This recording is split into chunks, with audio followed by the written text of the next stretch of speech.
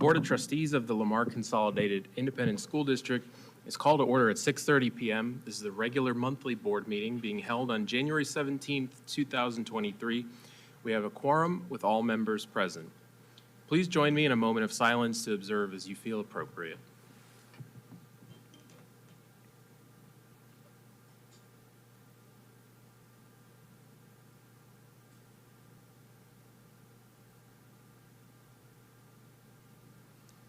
Please stand and join me for the Pledge of Allegiance and the pledge to the Texas flag led by Westendorf Middle School 6th grader Anastasia Chang.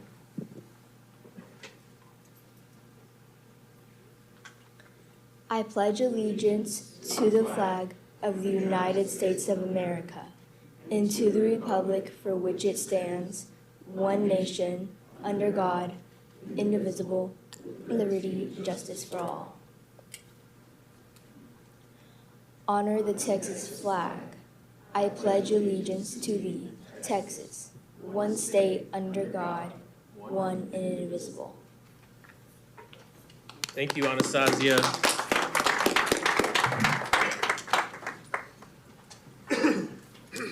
Right, Dr. Nivens, are there any recognitions or awards?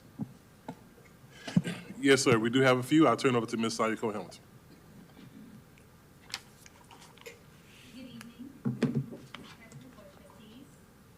Dr. Nivens. So January 23rd is School Board Recognition Month, and this is a great time we focus on the crucial role that an elected Board of Trustees plays in our communities and our schools. School board members are the largest group of publicly elected officials in the state. School board members exemplify local citizen control and decision-making in education. They volunteer hundreds of hours and an immeasurable amount of energy to assure that our schools are providing the very best education possible for the children in our community. Now, every year we have a theme, and this year the theme is moving forward, and you can see that our boardroom is decorated with items from our various campus. And this year's theme, Forward Together, inspires a focus on vision and direction. So while we have included a resolution on the consent agenda, we would also like to share a very special video message at this time. In January, we celebrate School Board Appreciation Month. As superintendent, it is my honor to recognize our Board of Trustees. Did you know all 7 of our trustees are unpaid volunteers? They freely dedicate their time. They make sure our district shines the brightest in good times and in challenging times. I hope you would join me in honoring their extraordinary commitment to the students, faculty, staff, and community of the Lamar CISD. Their work and support ensure that we move forward together. Thank you, LCISD School Board. You rock! Here at Bentley, we are better together. Thanks to our school board, we are moving forward together. Happy School Board Appreciation Month. Happy School Board Appreciation Month from the Student Council and the No Place for Hate Coalition and the Safety Patrol and the news crew and the 5th graders and the 4th graders and the 3rd graders and the 2nd graders and the 1st graders and the kindergartners. Thank you from Dickinson Elementary. Lamar CISD School Board, you are the best. Thank you, Lamar CISD School Board. Thank you, Lamar CISD School Board, you are the best. Thank you for all you do.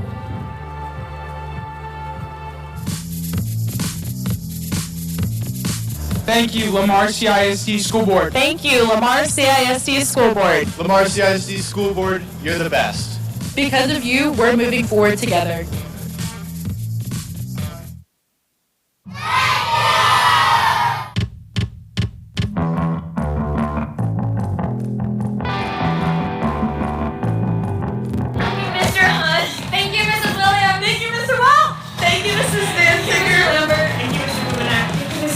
Thank you, Dr. Nivens.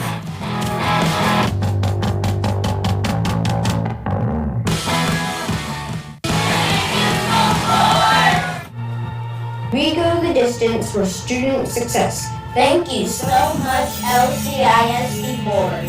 Thank you, LCISD Board. Thank you, LCISD Board. Because of you, we're moving forward together.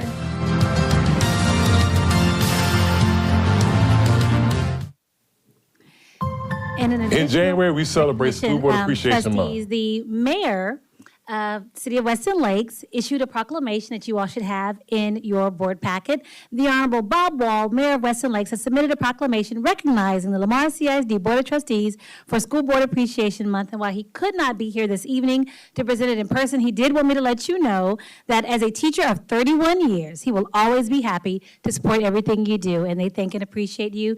And just on behalf of everyone here in the district, we want to extend our sincerest appreciation and wish you a very happy Board Appreciation Month.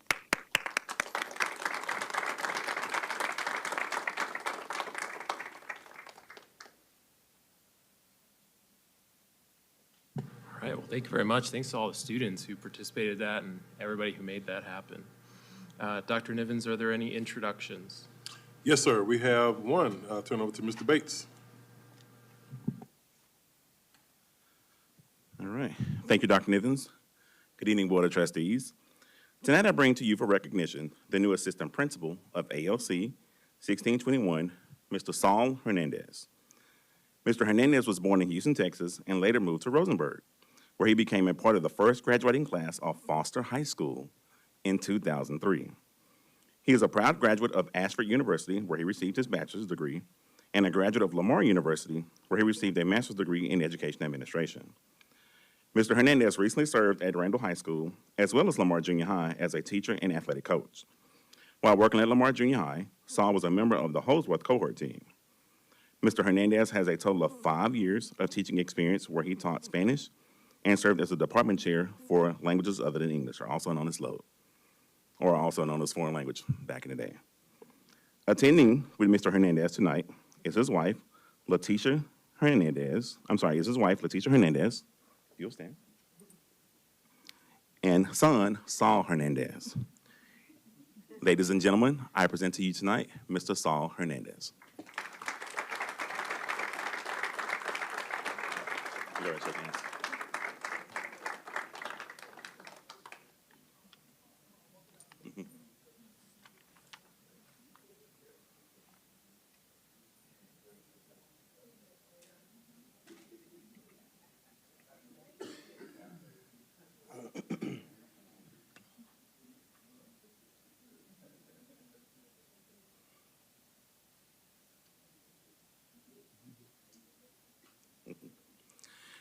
Mr. President, that concludes our presentation tonight, and once again, happy Board Appreciation Month. All right, thank you, Mr. Bates. Are there any board member reports? Don't remember which side we started on last time. Mr. Welch is getting ready to talk, so we're going to start over there. I will jump out here. Well, it was a long break for the Christmas holiday and the New Year's holiday, so it was a nice break mentally for, I think, everybody in the district, myself included. Since coming back, I've done 3 things that I'll mention tonight. One is I attended the DSIC meeting that was held last week, and I was not part of that committee, but I sat out here in the atrium of Brazos Crossing and just listened.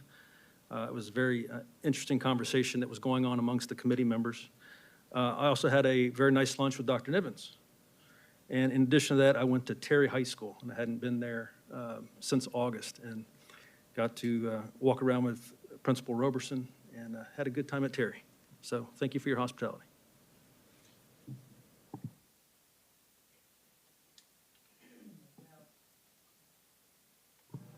Am I on? I'm on. Yes, after the last board meeting, that week was a busy week. I did attend that Wednesday night. They had the Let Your Hair Down and Enjoy party for the staff and for Christmas, and it was, it's so much fun to see everyone just relax and have a good time, and I appreciate all departments that help pull that together. I know it's not easy, and it's that time of year, everybody's busy, but I know all the staff and all the personnel of our district really enjoyed themselves.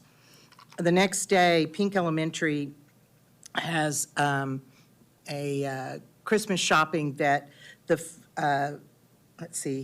the Friends of Vince helps put on every year. And this is where they put items out, and every student gets a bag to go shopping for 4 members of their family. Excuse me. And I helped volunteer that day, and I just want to say, classes, the students were so wonderful. Shout out to, I think, the new principal there, Miss Anderson. They were polite, they were so well behaved, they were so appreciative of what we were doing. And one thing I noticed, boys hop faster than girls. They make their decisions and move on. The girls hang around a little bit longer, eyeing everything. But I also want to do a shout out. That day, there was quite a few volunteers from Del Webb that helped with the event, and they were so pleasant to our children. They were helpful. They listened to them when they were looking for something special, and I just love that kind of partnership that we have, and that community would come out and help our students. So a real shout out to those that volunteered that day from Del Webb. And then that Friday, right before we got out, Dr. Nivens and I took a visit to 1621. I hadn't had a chance to see it since it was completed. And Dr. Smith gave us a wonderful tour. But what was, the building is not only amazing, but that's us. We make amazing buildings. But they're filled with people that really are in tune to the students that are there. And those students, they knew it was a half day or what. They came in, opened their laptops, and they got to work. And I noticed several already have graduated since we've been back. So it's just exciting to see what we can accomplish when we work together. And of course, it's musical season, so I did see Matilda this weekend and the Big Fish at Terry High School, and there's more this weekend and next weekend. So we're back doing the things we do to make LCISD great. So. I was able to attend a basketball game at George Ranch. It did not go in our favor, but it was super exciting. Came down to the last second, literally, and I don't know how the refs, it's questionable what should have gone down. I'll leave it at that. But it was very exciting. Those are fun games. And then we had a successful meeting with Representative Gates about collaborating with CTE and how we can work with the legislature this session about partnering, and with our community groups about partnering and making our CTE, our new program, very successful. So that was great. That's it. It's been a busy time. Got to watch some men's and women's basketball, so that's always fun to see our student athletes get out there and just try their best and all that. Also got to participate in course selection night at Randall. As a dad, I got to go before and observe, and now as a dad, I'm trying to dual credits, multi-credit, all this stuff. And I'm like, what does it all mean? So I'm like, I'll be reaching out to admin later to help me navigate that kind of stuff. So it's been good. And then also I was going to mention the meeting with Representative Gates. It's good to have one of our state legislators here in the room with us talking about what can he do to advocate for our students here in Lamar. And so he purposely mentioned a couple times that he wanted to make sure Lamar CISD students, whose students he represents, are put in the best position to succeed. So that was a good meeting. I also attended Matilda, and I thought it was so good, and the students did a great job, and the theater teacher was wonderful. And then also I had a chance to visit with the college and career facilitator at Foster, and I've already had one kid go to college, and I didn't visit with the college and career facilitator.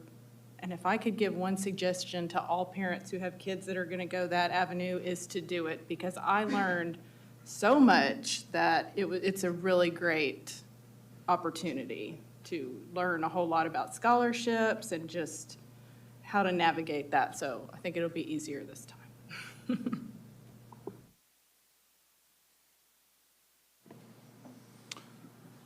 A lot of Foster JV soccer games. Nobody warned me. I didn't realize how many games they have in a season, 2 or 3 a week. So, yeah, busy. I'm trying to steer my kids to indoor sports. If those of you who maybe are tuning in on the live stream, before the meeting. There was a lot of stuff up here with notes from students and staff and for board appreciation. And so myself, my colleagues, we all really appreciated the video that we saw. I know a lot of time and effort went into that and makes us feel very appreciated. So thank you for that. Also saw Matilda the musical, and it was perfect timing because if you have kids that are this age, Matilda the musical movie just came out on Amazon, and so in my house there's 2 little girls that are obsessed with that, and they got to see the real live action movie at Lamar High School, and they did a fantastic job. And then finally, congratulations to the Fulshire High School cheer team. Came in second place in the 5A D1 state championships. So out of 73 teams total. So that's a really big achievement for their program. Anything else?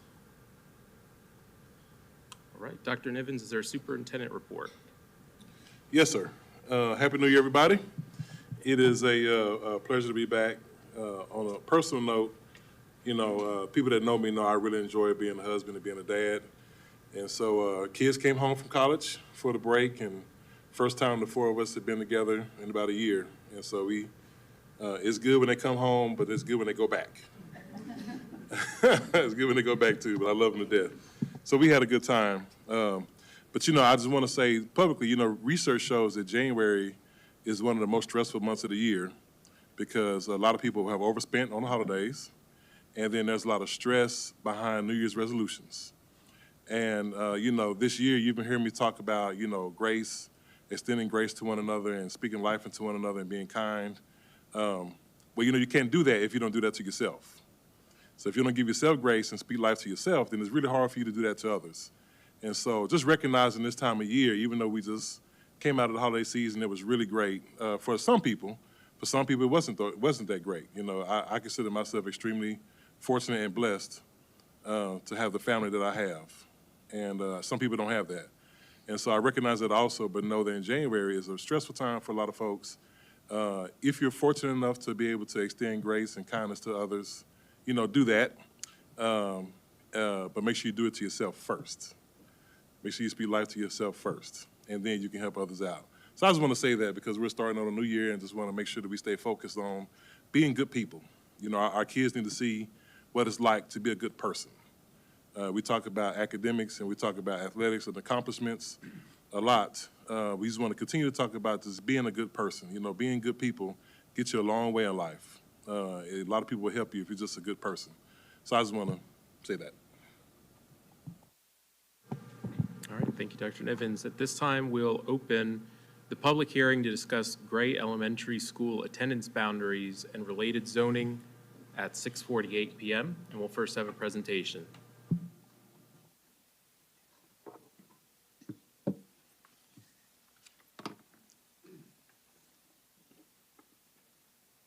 Good evening.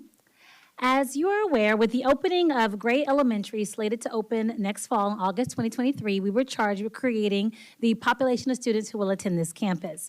At our last board meeting, you all approved the roster of members of the ABC, that's the Attendance Boundary Committee. These are individuals charged with reviewing the options provided for rezoning, keeping in mind accommodations and growth and shifts in student populations. Members of the ABC consist of at least 2 parents from each campus of the potentially impacted campuses, and campus principals do select the ABC members.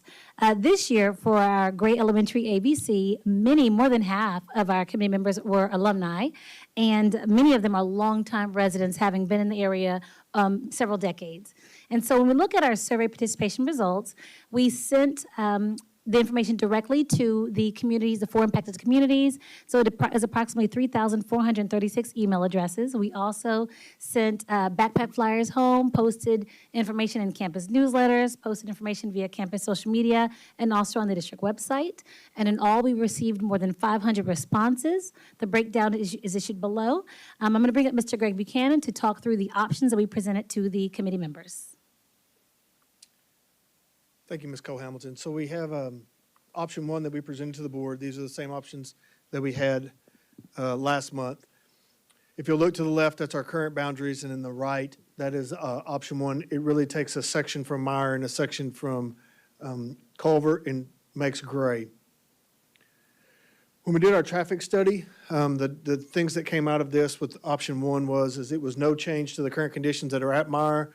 One thing they did say by reviewing it, by reducing the number of students at Culver, it would take the traffic off of the streets and hold all that stacking on site. So option two is very similar to option one, except for we started with Ray Elementary and we extended that boundary south to Highway 59. Again, we had a traffic study done for that. What would that look like depending on that student populations? And as you see, there was no difference for Meyer or Culver in this, but also it did not increase any traffic or any parent traffic onto the road for Ray Elementary. So then our third option, we took a section south of 59 and brought it up into Bowie to level it off a little better all the way out to 2026. And in doing that, Meyer, there was no change. Culver, again, it would take all the traffic and put it onto the site. Ray, there was no change. Bowie, there was minimal impact to the neighborhood. So we have a map for you. Renard Street, which is on the north side of Bowie, it runs at the top of your screen.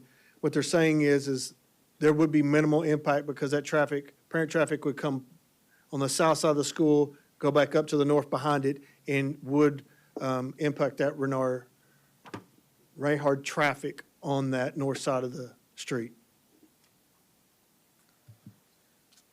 Okay, so after sharing the options and the traffic impact study with the committee, we then shared the quantitative survey data. And as you can see on the bottom, more than 50% of the respondents indicated that they preferred option 3.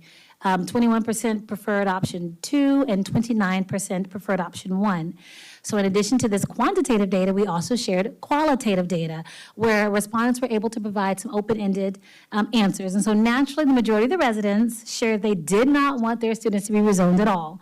However, in some cases, those respondents did share additional context. And specifically, we heard from members of the Cottonwood and the Sendero communities who shared concerns specifically related to zoning. So in taking into consideration those, the feedback, the Gray ABC did decide to submit a fourth option for consideration. Now, this creation of the additional option was in response to survey and committee feedback about leaving Cottonwood at Culver. According to the committee members, this neighborhood started at Meyer, then was transferred to Culver when it opened in 2019. And all the original options that we had have this campus returning back to Meyer. So option 4 allows Cottonwood to remain at Culver. And the committee did entertain developing an option responsive to concerns from the Sendero community, which is currently zoned for Meyer. And members of that community expressed wanting to be zoned for Gray. But after looking at the data points, they decided to leave that community as being zoned for Meyer. So on Friday, after having the committee's recommendation to develop a fourth option, we sent notification to the Bowie, Meyer, Culver, and Ray Elementary campuses regarding the fourth option. And also, in the spirit of transparency, all the presentations, agenda, and options have been available on the website under About and then Zoning. And I'm going to let Mr. Buchanan go into greater detail about what option 4 looks like and the numbers and how it impacts. So Board of Trustees, as we developed option 4, we sent that information back to our demographer as we looked into what impact that would have as far as that rezoning. What it would do is Culver Elementary, currently in our current deal model would be 1,100. It would put them at 887. So immediately they would not be able, in 2023, would still have to be utilizing portable buildings. By 2026, they'd be up to 1,008. Meyer Elementary, their enrollment projections would drop to 445 at theirs, and by 2026, they would be at 581. So it did shift a student population from Meyer to Culver in doing that as we look forward. I would remind the Board of Trustees, and we also reminded the committee, that Elementary School 38, which is south of Culver, Bowie, Beasley, will open in the fall of 26. So that's why these numbers go out to that, because in the fall of 26, we'll be looking at rezoning parts of Culver and Bowie and Beasley as part of that elementary school opening in the future. So next, I would like to bring up, is there traffic? Yes, there is.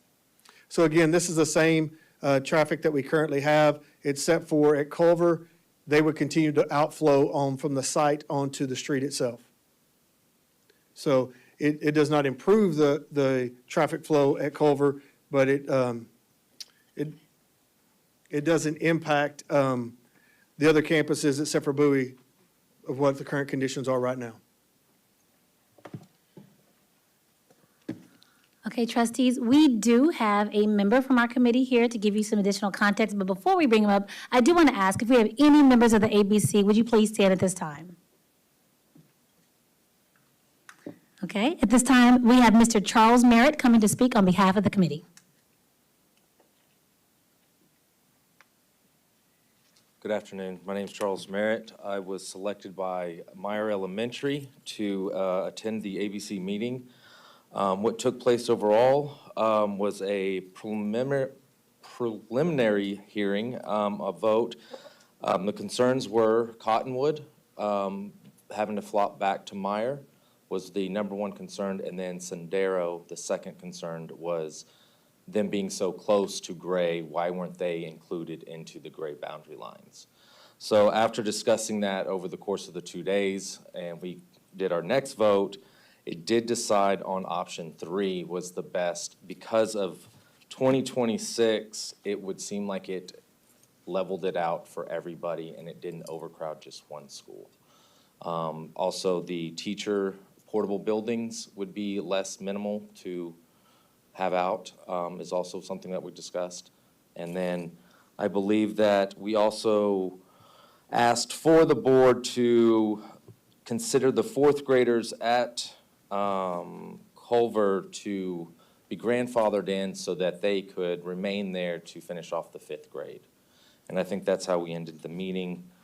Also, the extended siblings was not an option to the 4th graders, and that the parents would have to provide transportation for those that decided to grandfather in, were all the points that we discussed. I believe that's it. And so, trustees, we definitely want to open any questions you have for us. I do know that we have some citizens here this evening who would like to speak during the public hearing, public comment section, once you open the floor to those comments. I just wanted to thank members of the committee. I appreciate y'all and your service.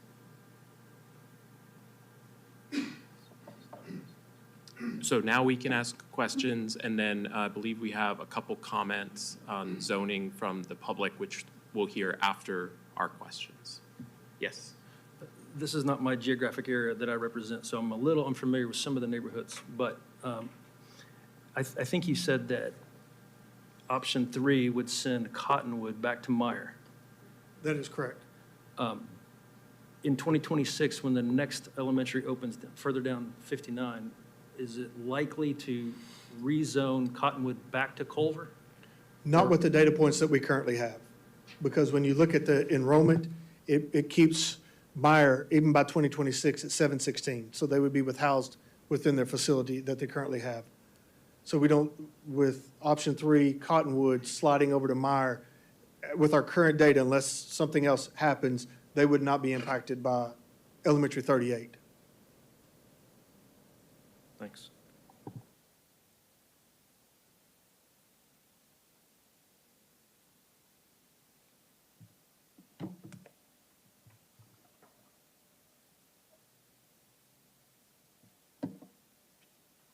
All right, I believe we're ready for public comments.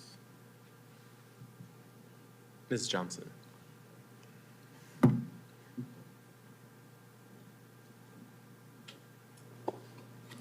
If you wish to address the board, you must fill out a card and submit it before the presiding officer calls the meeting to order. While speakers generally have 5 minutes to address the board, the presiding officer may establish an overall time limit for public comment. Ms. Johnson, I'm sorry, this is for the public hearing, public comments? Oh, I'm sorry. Yeah, we're doing the I public thought hearing comments first. So those do not have a card. Those do not have a card, Okay. yeah. Okay. So if you wanted to do the public comment for the public hearing, if you would come up and stand next to Ms. Gotcha. Johnson, and then you come to the microphone, you can introduce yourself, and then you'll have 5 minutes to speak. And then after that, then we'll do the public comments for the orange cards.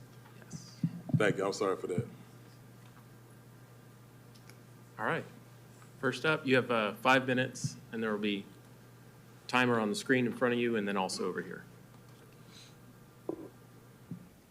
Good evening. I'm Olivia Bianchi. I'm a parent of 2 girls, one Culver student, a 3rd grader, and a 7th grader in George Junior High, which is a Culver alumni. First, I want to thank the ABC committee for coordinating the meetings last week, and as a result, allowing to introduce option 4 for the rezoning. I'm here representing particularly the Cottonwood subdivision, which in all options presented for voting by the public, Cottonwood was impacted. I kindly ask of the board to take into account for your final voting the insights that you'll hear tonight. We heard during the ABC meetings and at the board meeting on 10/25/22 that the preference is to avoid impacting the same neighborhood with rezoning back to back, which it will be the case for Cottonwood if options 1, 2, or 3 are passed. Therefore, I request that option 4 passes. As mentioned, Cottonwood was impacted in the last rezoning. In 2018, we were zoned to Meyer, but in 2019, we were moved to Culver. Since then, we have been building the Culver community and have helped it become a great school, and we love it. I'm not only talking for myself, but on behalf of my daughters and relaying what other neighbors express via Nextdoor app. We've been building relationships, creating special bonds and friendships, and those will be broken if kids are moved back again. Please don't break them.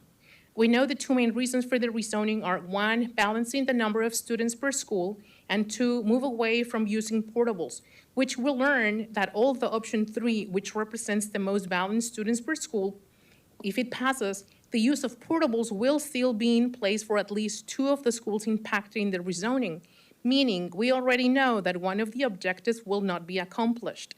Knowing these, I would like to ask the board to not base your final decision on the number of students, but to consider the aspects that also affect when rezoning families.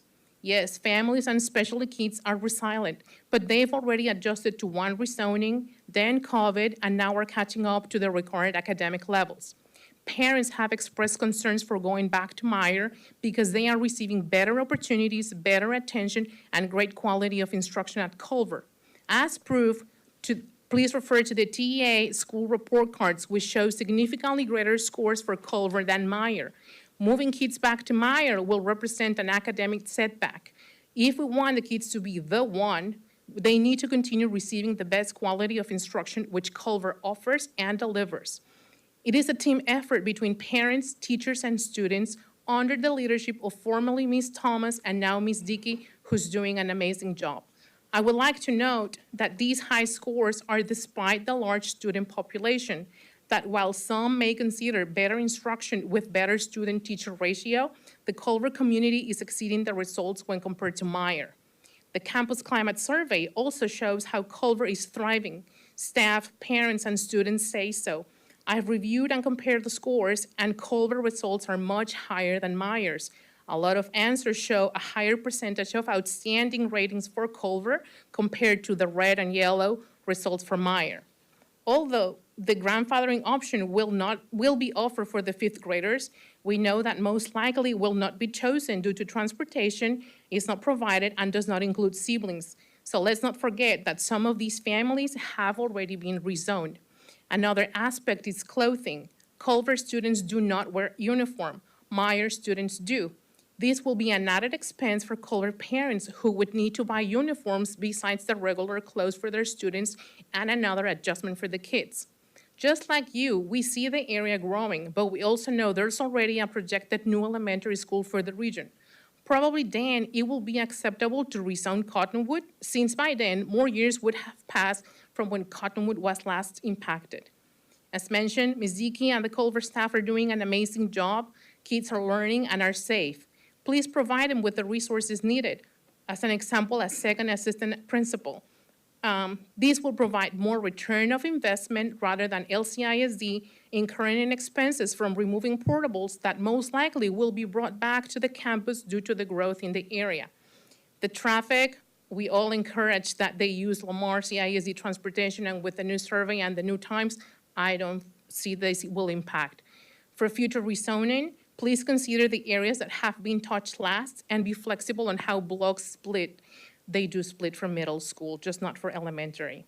Thank you, and happy Appreciation Month.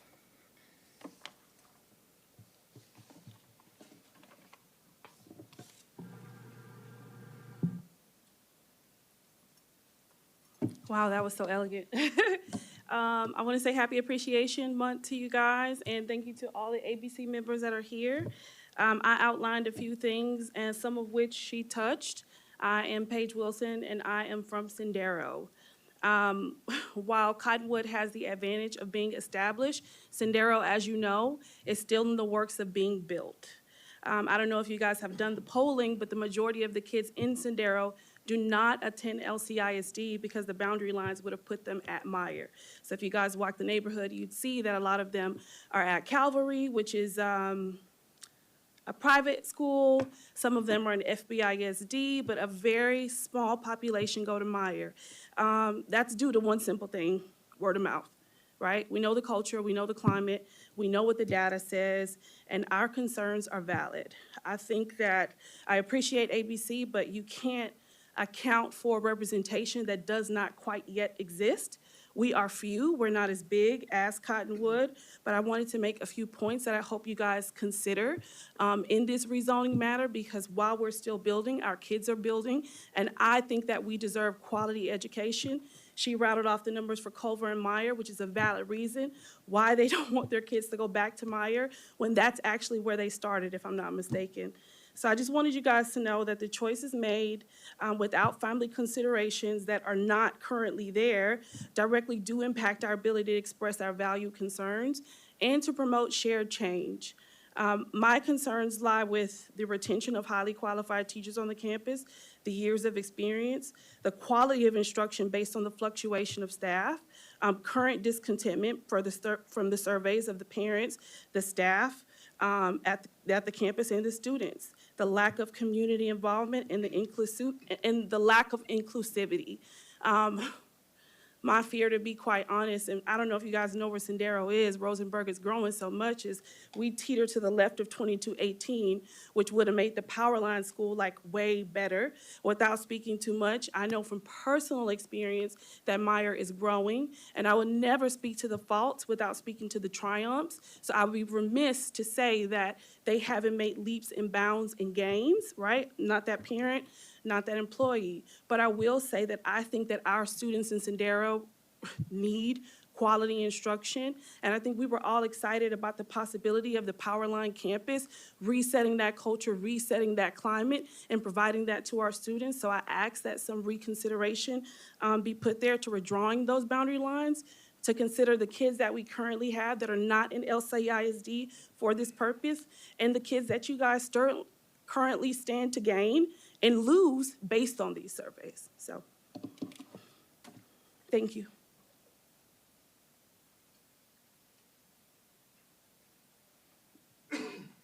Hi, my name is Laura Gomez. I have 3 kids in LCISD. My son is at Navarro, and I have 2 daughters, a 3rd grader and a kindergartner at Culver. And I was on the attendance boundary committee. So looking at option C, it's clear why the survey results show 50% voted this as the best option, and on paper it is. It keeps the schools under capacity for the longest amount of time. I understand our district is growing so rapidly, and that with new schools being open to accommodate for that growth, it's unrealistic to think that my kids will never be affected by a rezoning. However, I live in Cottonwood, and my son has already been rezoned from Meyer to Culver. The committee came up with an option for keeping Cottonwood at Culver. But when the email was sent out, the projected attendance had highlights making it very clear that from the 26-27 school year and on, multiple schools would be over 120% capacity. But what the projection failed to make clear is the opening of a new elementary school in the year 26-27. That would directly affect the schools that were highlighted. The new school will be south down 59 and will pull students from Culver and possibly even Cottonwood, since we're right off of 59. In 2 years, will I be standing in front of you again saying, based on the numbers and the logistics, it makes sense, but please don't rezone us for a 3rd time in less than 10 years. I know we're here to talk about Gray and not the school opening in 26, but it is relevant. If Cottonwood is rezoned back to Meyer and then in 26 to the new school, that means my daughter will have attended 3 different schools before her 5th grade year. There are also kids that started at Meyer, got rezoned to Culver, and now might be moving back to Meyer. Studies show that changing schools can negatively impact students' engagement, self-perception, and grades.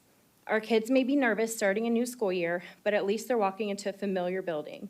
They may have a new teacher, but they can feel a sense of comfort as they walk past the nurse, the librarian, all the familiar faces. My 5-year-old doesn't understand rezoning or overcapacity, but what I'm afraid she will understand is that every few years, she starts over at a different school, and that could cause her to never have a sense of belonging.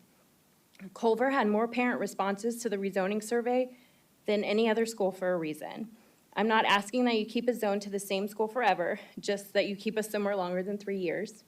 And I do know you asked the question about if Cottonwood would be possibly moved to that new school.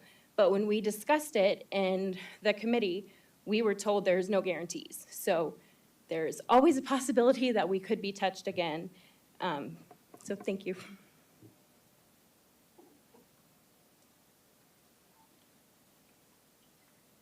Hi, good evening, dear members, board members of Dr. Nivens. I want to thank you for all that you do. So I am a teacher at Bowie. I have been there for 15 years, and I have lived in the district for 17. And I know watching the board members, you always talk about the balanced numbers of students in each school. I am here representing Bowie Elementary. And the reason is because y'all keep saying, oh, it's too balanced. But like they said, I don't know, in that picture it shows that those Bowie, it has 15 portables right now. We have so many portables. We even have the restrooms in there, portable restrooms. For those people that don't know, we do have portable restrooms there. Since 2008, Bowie has had 15 portable buildings since I've been there. That's 15 plus. That is 15 years with 15 portables. We have so many portables that we have the restrooms there. I notice how they keep saying that Bowie Elementary is underutilized. I don't see how that is possible. That is why they even made the decision last year to move some students from Beasley this past year. Now you're wanting to move students from Culver to Bowie. So you're going to move them out of a portable to go into another portable building. The only difference is a school is 60 years old, the other one is 4 years old. Those portables, they look like they're in the 80s with the wood panels and everything. They're not like the nice ones in Culver because I've seen them. There are classrooms that don't even have So you're going to move them from one portable to another one. There are classrooms that do not have a roster. So when they look at the demographers, look at the numbers, that you still need a classroom. Some examples are SESC, which is your behavior unit. You need 2 classrooms for that. Then SPED. For SPED, you also need to you need at least a classroom to pull SPED students. People that are making decisions need to also understand what it means to be a bilingual campus. The numbers do not always come up perfect because you cannot mix bilingual students with monolingual classrooms. For example, if you have 88 students in a grade, if it was a regular school, you would have 4 classrooms with 22 students in each. In a bilingual setting, that would change depending on the number of students. So now, out of 88, 29 are bilingual. The school needs 2 bilingual classrooms and 3 monolingual classrooms. In the 15 years that I have been here, they have never mentioned rezoning students nor making the school bigger. The students that have been rezoned are bilingual students that are coming from other schools, Arredondo, Thomas, Beasley, and Meyer, that they did not have bilingual programs. Most of our parents do not complain, but that does not make it right for Bowie to get ignored and count portables as a permanent classroom. So we do get those students. They will go into some students will have to go into portables. I just don't see how, and those 15 portables are there. So I don't understand why they keep saying, oh, Bowie's underutilized. I would like for them to show us how Bowie's underutilized if we have 15 portables. Portables should not be counted as permanent classrooms. And that's it. Thank you very much for everything you do.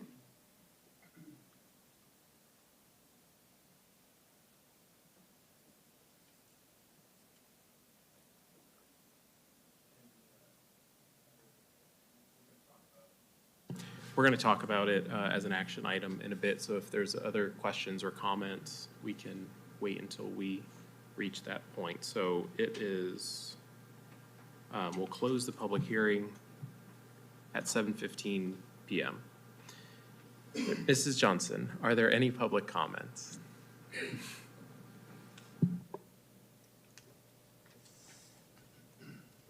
If you wish to address the board, you must fill out a card and submit it before the presiding officer calls the meeting to order. While speakers generally have 5 minutes to address the board, the presiding officer may establish an overall time limit for public comment and adjust the time allotted to each speaker when necessary to accommodate a large number of speakers. However, no speaker shall be given less than 1 minute. All of this is in compliance with HB 2840. Each speaker tonight will have 5 minutes. While the board values hearing from members of the public, trustees may not respond to comments as they are prohibited by law from discussing or deciding any subject that is not on the board's publicly noticed agenda. Speakers having complaints against individual district employees or trustees may only address the board after filing a complaint form and in the manner provided for in Board Policy DGBA Employee Complaints, F&G Student and Parent Complaints, GF Public Complaints.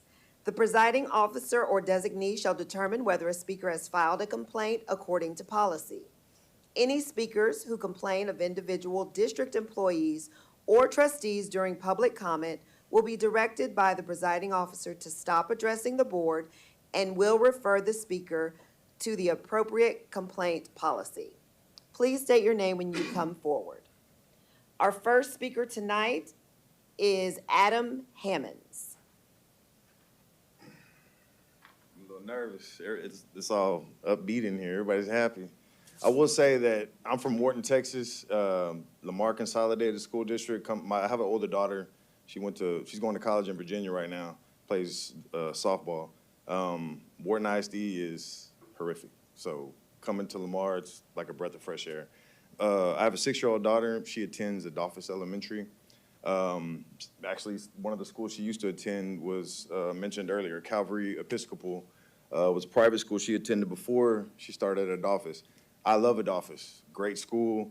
Some of the comments they had about overcrowding, I feel like there's quite a few students at that school. I mean, you can kind of notice it on pickup and drop-offs.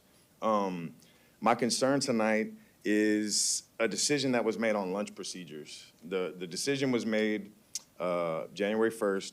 I'm a non-custodial parent, meaning I don't see my child every day. And you mentioned, you like being a dad. I love being a dad. My girls mean everything to me. So I have lunch with my daughter every single Wednesday. That's my day. I'm a truck driver. I pull in, I have lunch with her. It's just something I've been doing since she's been in school. With this new procedure, they have a sign-up genus where you have to sign up and you're only allowed to come once a month. Now, according to HB 3145, which is technically called the school lunch bill, they really can't deny access to parents to come have, school lunch or attend school activities. And I'm not saying that they're doing that, but they're trying to limit it. And I feel like that the non-custodial parents are being basically, they're being biased against us, kind of prejudiced against us, because did they consider that? Was it an in-house decision? The people that I did talk to about it did mention that it was, I guess they have a committee or something that they get with and they made that decision. But again, did they consider the non-custodial parents? Because I know there's quite a few non-custodial parents that come there. They have court orders that are sitting in the office. I'm one of them. So we have these conversations in the lunchroom. They mentioned overcrowding at lunch sometimes. I think at one point after COVID was over, they said 6 parents could come and they set them all in a room. And okay, 6 parents. Well, if you don't get there 15 minutes early, you're not gonna be able to get on the list to be one of the 6 parents. So I would always arrive 15 minutes early. Now, again, it's once a month. And social skills is something that they want the kids to work on. It's elementary school. The most important time in your child's life is elementary school, especially as a parent. Like I said, I'm a dad. It was one of the hardest things I've ever had to experience is my 20-year-old daughter going to college. That was my baby girl, That was my baby girl. And she left. It was hard. I had to watch her grow up and just slowly let go. I'm doing that with my 6-year-old now, but the difference is I don't see her every day. So any opportunity I get to see her and spend time with her, I want to do that. So to have, if it's a Tuesday and I go on the sign-up Genius and it's full and that's my only day off because I had to rearrange my schedule because I can't go every Wednesday or whatever, then I'm not allowed to go have lunch with my daughter. I mean, she expects that. The principal, very nice lady, she actually pulled me to the side in December and mentioned it to me. So I had a heads up on it. She actually asked my opinion on it. And I have no ill will against her. Like, she's a very good principal. I commend her. She does a great job. But the last conversation we had was she talked about trying to figure something out for particular situations such as mine. Nothing was ever talked about after that. I got the email, my daughter's mother got the email. It was sent to me, and it was basically initiated. So I have some questions on it. I emailed, I tried to get in contact with her. She's a busy lady. I mean, it's a very busy school. But I decided to come here. I don't know if this is the right course of action. Like I said, I've never done this before. I just have a concern, especially with HB 3145, because I was one of the parents that was advocating for that bill. We were at the Texas State Capitol making sure that we advocated to get that bill put in place, because what happened was there was a guy named Josh Jaros in Conroe SD. Him and his ex-wife got along really well. The school was kind of biased and singled him out and wasn't letting him access his children, his two boys, for lunch. So he took action. He went to his state representative. They went to, whenever they had to open, for bills or whatever, they initiated that bill and got it passed. The governor signed it the same day. So I'm hoping that a decision can be made for these non-custodial parents, because that's basically who it affects. These people that see their kids every day, it doesn't really affect them. I mean, they should be able to access their kids when they want to, but to be told that you can't access your child, the most important thing is safety, happiness, and healthiness. As long as I can, check on my child and make sure she's okay, because I don't see her for 5 to 7 days at a time, then I want to be able to do that. Thank you. All right, thank you, sir. At this time, oh, there's one more. Oh, okay, I'm sorry. Our next speaker is Miriam Giergas. Gerges is Greek for George. Hi, my name is Miriam Gerges. I have two daughters in Fulshire High School and Dean Lehman Junior High. And maybe a week ago, I stumbled by mistake, by pure coincidence, on the DOI District of Innovation. That's, yes, that's the word. So, District of Innovation. And I was, all my life, taught is when you want to make a good decision, you need to be informed, to make it as an informed decision. So, who's taking this decision? The parents, the committee of teachers, and the board members. We, as parents, we were sent a survey about the calendar, the time of starting school, and we were given 3 options. At the end of this survey, there was a single question. Do you approve that Lamar CISD is a DOI, District of Innovation? And the word innovation seems very cool. I thought maybe they mean like more technology into it.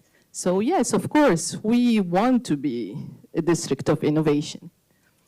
And then I find out that District of Innovation is something totally different. We don't know what District of Innovation is. I took the time to read and read and read about it. And now I don't see how Lamar CISD needs to be a DOI at the moment. So can I go back and change my opinion? I can't. The second thing, the teachers, are they informed properly about District of Innovation? Now I know that Fort Bend is a DOI. I don't know what else is a DOI, and they have been like that for a few years, and it's going very well. but how? How did it affect the students? How did it affect the teachers? How did it improve the district, all in all? Did the innovations that they used really helped in any of those areas? And how did they help? Okay? And now the board members. I really hope you're informed about DOI, because District of Innovation is something you are voting for the next 5 years. You are giving full power for the next 5 years to the people in this district. Are we all going to be here for the next 5 years? I know that the committee of teachers is elected every 2 years. I know that the board members, they're re-elected every such years. We are giving full power for 5 years to people we do not know, okay? While some of these innovations, they seem very okay, but the teachers, the committee of teachers did not take the appropriate time to discuss it. I attended the first and last one, not the last one, they're gonna have another one. But we discussed 1 point out of 9 innovations. And when questions rose about, oh, what if this happens? What if this happens? Oops, the time is out. But don't forget to vote before you leave. This is not an informed decision. If we are adapting DOI, let's take the time. Let's take a proper public voting, an informed one, and please do not give power to people for the next 5 years. We don't know who they are. Thank you.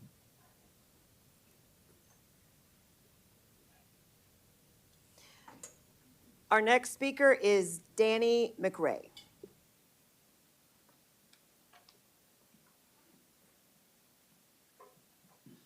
Appreciate y'all listening to my comments tonight. My name is Danny McRae. I'm the father of 3 boys that attend LCISD on the purple track. I have a senior and a freshman at Fulshire High School and a 6th grader at Roberts. 2 of those are Charger soccer players, so I know what January and high school soccer is all about. I'm here to encourage the board to consider sticking with the 2-tier start time system that we have now as far as school start times go. But if we must choose one of the 3 options posed in the survey, encourage the board to go with option C, and then also calendar option number C. The main thing with option C on the start times is it's a later start time for secondary school students, earlier start time for the elementary school students. I'd like y'all to consider the detrimental effects of an early start time in high school and junior high school students. These students are already exhausted due to late night studying, homework, sports, practices, games, work, volunteering. There'll be more anxiety, depression, irritability, and aggression because they will not be well rested. This will hurt academic performance. In addition, they have late night sports practices and games, and sometimes they don't get home till very late from those competitions. In our house, staying up till 2 a.m. is commonplace after one of my boys gets back from a out-of-town soccer game or an out-of-town sporting event. But school starts at the same time, regardless. School sports and practices also, which are more burdensome in secondary school than elementary, do not work in earlier start time. Particularly in junior high, that practices before school starts because there's not enough room for all the teams to practice after school at the same place. An early school start time will lead to even earlier practices and for those students. Science states that teenagers' biological clocks are set to stay up late and sleep later than younger children. There's countless studies on the negative effects on teenagers for starting school too early. An early start time for these students goes against the biological reality. Any school district that we're looking at as an example that has earlier start times for high school students has simply ignored this science. We shouldn't do the same. We need to do right by our kids. Conversely, elementary school students do not have the same academic workload, do not have the same late-night sporting events, do not have sports practices before school, and have biological clocks that wake up earlier than teenagers do. In addition, parents have more control of their schedules and bedtimes, and they typically get to bed earlier. Option C is the only option that takes these concerns for our high school and junior high students into consideration. If our only choice is the 3 options in the survey, C is the only choice. However, even better would be option D, leaving the schedule as it is. Our secondary schools are designed in blocks with high schools, junior highs, and the middle schools all together. They're designed for a common start time for those schools. If we have different start times, it'll create multiple traffic jams each day at those campuses, as opposed to just one for drop-off and one for pickup. Additionally, many of the families have schools that have students at many of the schools, and those students will probably just all be dropped off at the same time. Many will be there way early because of that, and they'll need supervision. Again, the survey option C is the only one that takes these concerns into account while not harming the elementary school students. However, leaving the schedule as is now is the best option. As far as the proposed calendars go, I'd encourage the board to support calendar C. That starts in late August and ends in late May. Reducing the block of summer vacation will negatively impact student recharge time as well as family time for our community. Options A and B would only leave 2.5 months of time for families to plan vacations, trips, summer camps, Boy Scout camps, and other activities that cannot be done with more frequent and shorter periods during the school year of time off. These trips are frequently some of the most memorable events in the student's childhood, and their importance in creating life experiences and character development should not be ignored. Working parents may also find it difficult to plan these types of trips during the shorter breaks during the course of the year as opposed to the summer. Additionally, time off during the school year will occur during some sports seasons, and these teams will typically practice during the breaks anyway. They'll negate any benefit from that time out of school. In conclusion, our goal as parents and as a school district should be to make decisions that are in the best interest of the students. Keeping the current 2-tier system is in the best interest of our students. But if we must change to a 4-tier system, which I understand is to accommodate a shortage of bus drivers, option C and calendar C are the only choices that take these concerns into account. I thank all of you for your service and give me the floor tonight. Thank you very much. That is all, Mr. President. All right, thank you, Ms. Johnson. At this time, we will take action on the consent agenda. Are there any items that the board would like to pull at this time? Alex, I'd like to pull F. Mr. Welch? Which? Letter F. 9F? 9F, yes. Any others?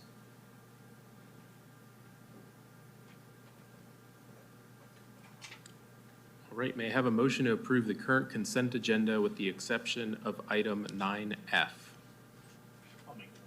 Mr. Lambert moves. Ms. Danziger seconds. Any discussion? Hearing none, I call for the vote. All those in favor say aye. Aye. Aye. Any opposed? Motion carries. May I have a motion to approve consent item 9F? Ms. Williams moves. Is there a second? I'll say. Ms. Danziger seconds. Any discussion? Mr. Welch? I wanted to pull this because we are a growing district with a lot of money flowing through here, and we're getting bigger all the time. We got more eyes on the process. I've been approached by an architecture firm at one of the Lamar events, and this firm has also reached out to me personally through friends that I know, and wants to be one of the architects considered in this district. I have not met with these folks personally in any capacity. I keep referring them to the administration, saying there's a public process, there's paperwork, there's presentations made.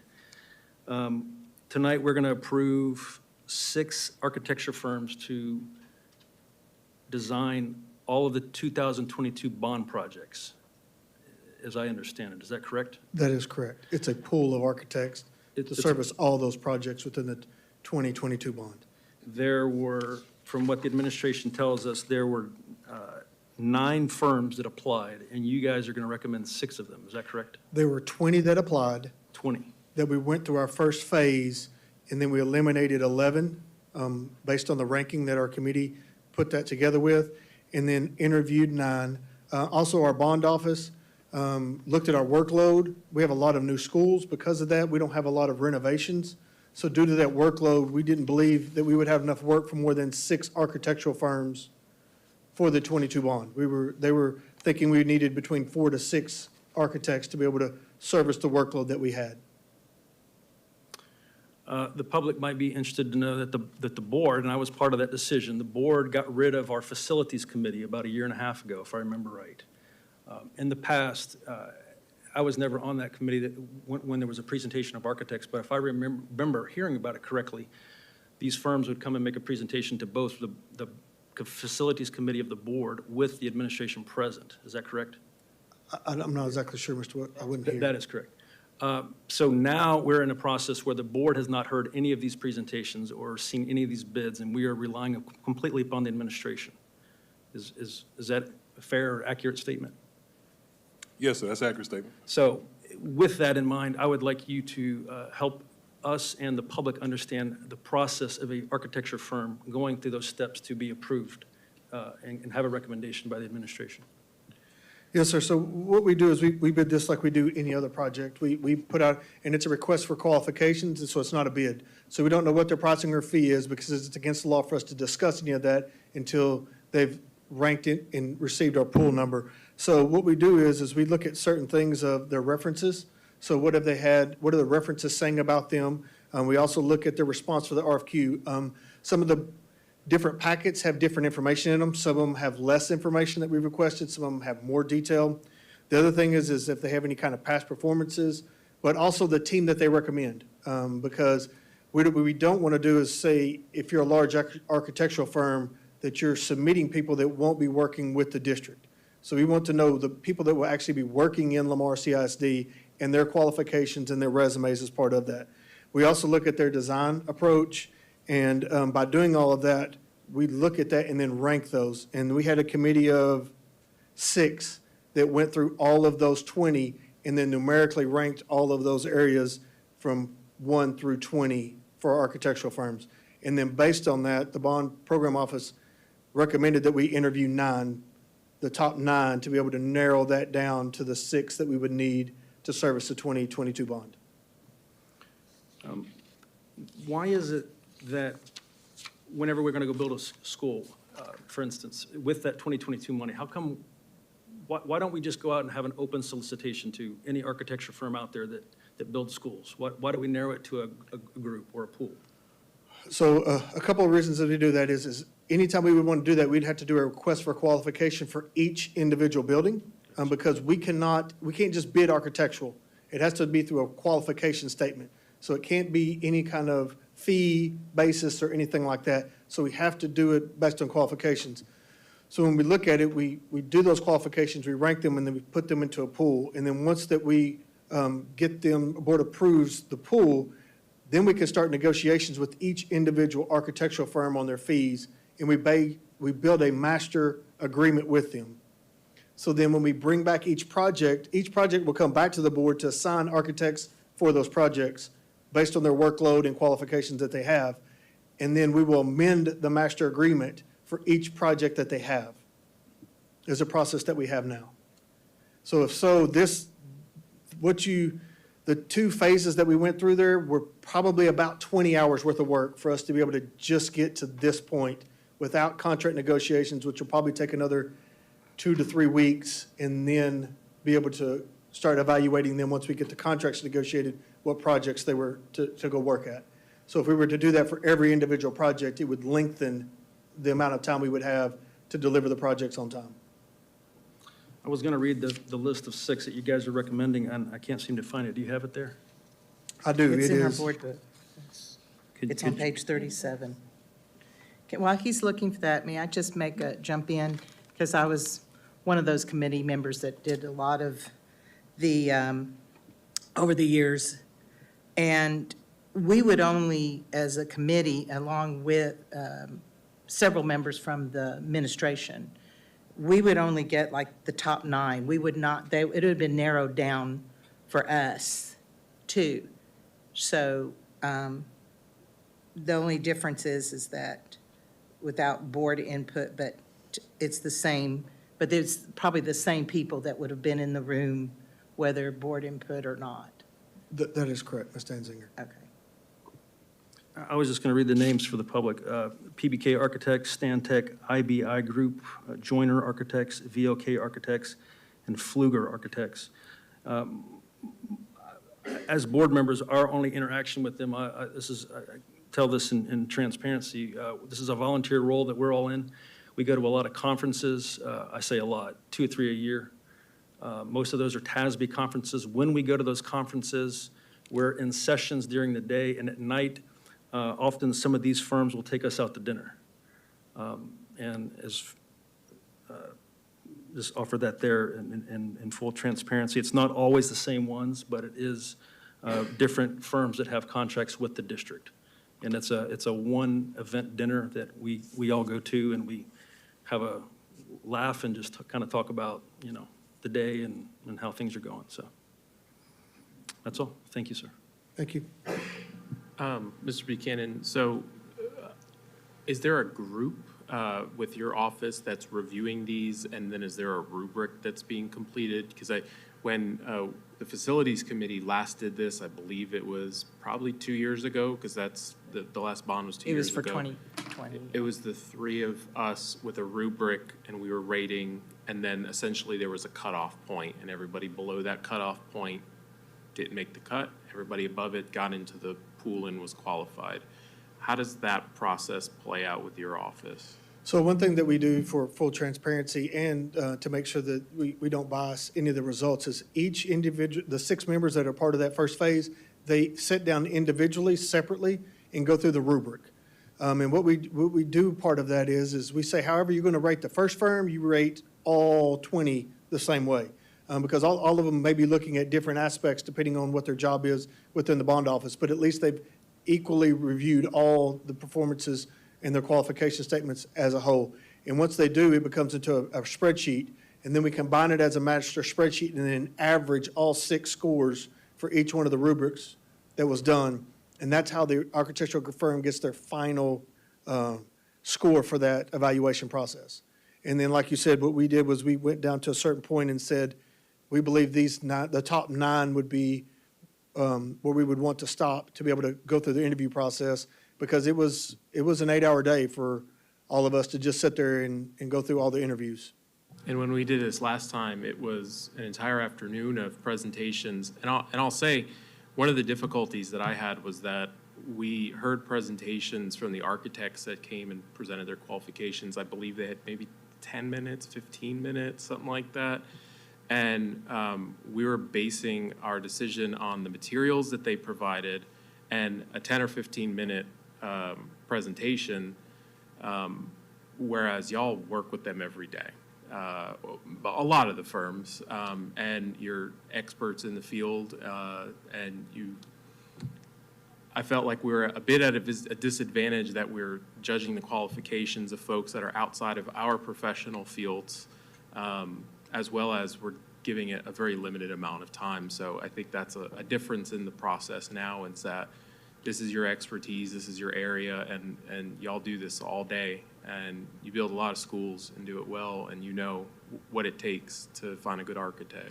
Yes, sir. And one of the things that we did differently this time is because we knew we had a high school, a junior high, middle school, and elementary, a CTE center, and an administration building as part of the 22 bond. We ask as part of their presentation that you present the last one that you built and opened.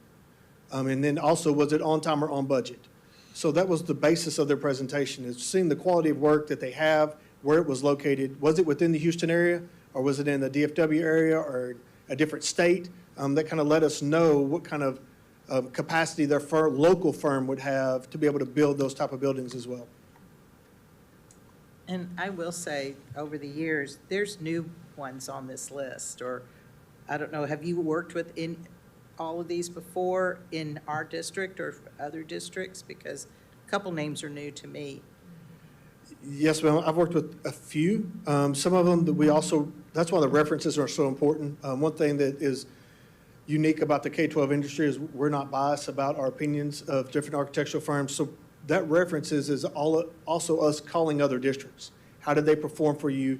Were they, what kind of construction administration? Because that's one key thing that we're emphasizing within the bond department is not only once it gets designed, but ensure that it's built and it's built on time and it's built with the same specifications that the board approved when it comes to our technical guidelines. All right, any further discussion? All right, hearing none, I call for the vote. All those in favor say aye. Aye. Any opposed? All right, the motion carries. May I, Mr. President?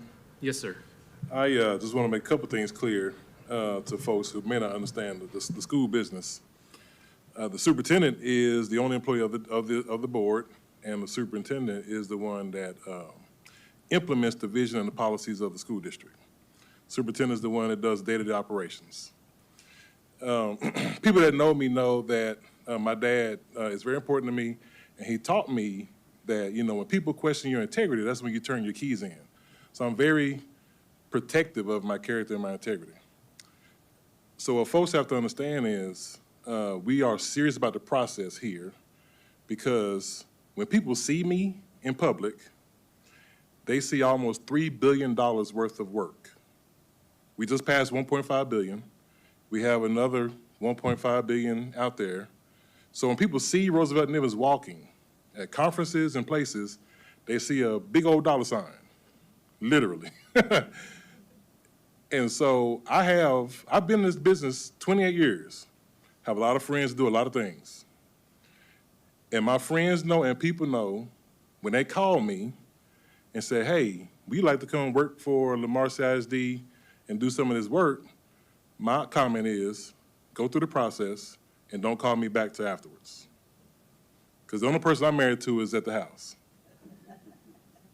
And so I need the public to hear that, because I take it, I'm very serious about that.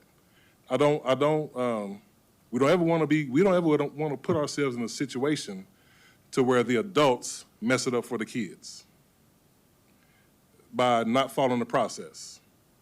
And there are some folks out there that are not happy that they didn't make the process. And as an old football player, I say, do better next time. If you're not first place, you don't win. And that's just a part of life. But anyone needs to understand that's listening, any vendor that's listening, that's in this room, understand we follow the process. You follow the process, you come out on top, you get the work. If you don't get the work. That's the bottom line to it. And so I'm a little heated by that, if you can tell, just because I want to make sure people understand in Lamar CISD, we work with integrity and character. Because if we don't, our kids watch us do wrong. And then kids see adults shortcutting and mistreating folks and doing things underhanded, and they learn that. And we don't want to teach our kids bad habits. When kids look at us, we need them to see exactly, we want to be the model that we want to be the model for them. In everything, in every which way. So the Lamar CISD, we want to always follow the process. And I'm saying that for everybody to hear. And if we ever don't follow the process, feel free to call me to the carpet. That's my invitation to everybody. All right. That concludes the consent agenda. We have action items next. We're going to take a 10-minute break. We'll come back at 8 o'clock. We're in recess. All right, we are back in session. It is 8:01. At this time, we'll take on the action items. All right, Mr. President, we have Ms. Ludwig coming to the podium, and she's going to introduce our financial auditors.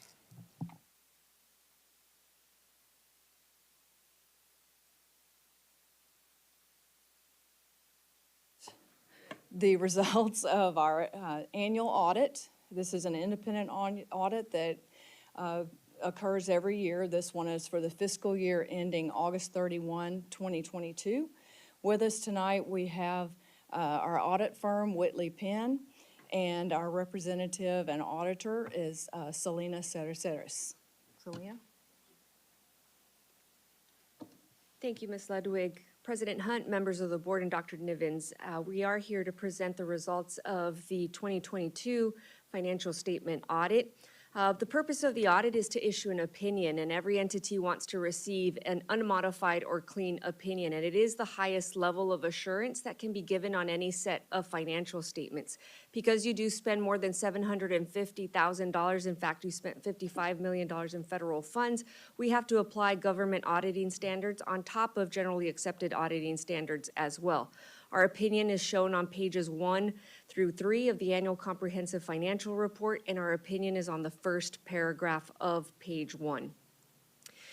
As part of government auditing standards, we have to report on internal controls over financial reporting. We are pleased to report that there are no material weaknesses or significant deficiencies to report. In addition to internal controls, we also look at compliance items, state compliance, federal compliance, and this is just general procurement compliance, et cetera. No instances of non-compliance, and that can also be is summarized on pages 1 and 2 of the single audit report, which will also reflect that unmodified opinion. This year, we selected these federal programs as our major programs, meaning that we tested them in accordance with the Office of Management and Budget, the Child Nutrition Cluster, School Health Support Grant, or the ELC Reopening Schools, and then, of course, your ESSER funds, which included ESSER 1, 2, 3, T-Class, and homeless tranches of money. Again, good news, no internal control findings related to each of the major programs. We do have to issue an opinion on these separate programs, and we're issuing an unmodified or clean opinion for each of these. No instances of non-compliance or question cost, and those results are also summarized on pages 3 and 4 of the single audit report. Any questions for me? Okay, thank you. Thank you. Well done, Ms. Ludwig, right? Ms. Dawson, Ms. Reynolds. I can't see them, but I think they're there. So there they are. All right, may I have a motion for the board to approve the Lamar CISD Annual Comprehensive Financial Report for 2021-2022? Mr. Welch moves, Ms. Brunzell seconds. Any discussion? Mr. Welch. This is a very thorough, comprehensive document. So anybody in the public that is interested in this, that speaks finance, it is made available to you online if you are interested in going through it. So just wanted to say that because it's a lot of information. All right, hearing no further discussion, I call for the vote. All those in favor say aye. Aye. Aye. Any opposed? Motion carries. All right, next we have considering approval of the Gray Elementary School and Terrell Elementary School mascot selection. Yes, sir. Ms. Cole-Hamilton. Good evening. So on the screen before you is the process regarding what we utilize to select the mascots for our newly opened campuses. The assistant superintendent for the school, the area superintendent, I'm sorry, for the school selected options for the mascot with input from the namesake of the school. The options were sent to the color track principals for additional input. The options were narrowed down to 3 choices. Graphic Arts did complete a graphic for each option, and once the mascot and colors are selected and the zoning is completed, the students will have an opportunity to select a name for their mascot. At the mascot planning meeting that we held back in October, it was determined that due to lead time for materials and the timing of the zoning for the campuses, that we would alter the process of the selection of the mascots for Gray Elementary so that it could be completed during the January board meeting. So Adrian Matthews Gray Elementary School, with direct input from Ms. Gray herself, she did ask us to consider some options with a grizzly bear, a gator, or a greyhound, and so the committee did select a grizzly as the final mascot. This campus will service the Silver Track, and while we were asked to create a gray grizzly, I don't know if grizzly bears are actually gray, so we had that discussion, and we think it's going to be brown, but at the time of this presentation, we did have a gray option. For Terrell, Bernard Clifton Terrell Junior Elementary School, with direct input from the widow of Mr. Terrell, she did share that her husband was a pilot in the military, and so she did ask that that be incorporated into the mascot design. The committee considered a koala, a giant panda, or an Alaskan brown bear, and the committee decided on this cuddly little koala, and this campus will service the purple track. And so again, the opportunity for campus input, once the student and the campus leader have been selected, is for them to name the mascot. This may be Kippy the koala, I don't know, but the kids will have a chance to pick that. Are there any questions for me at this time?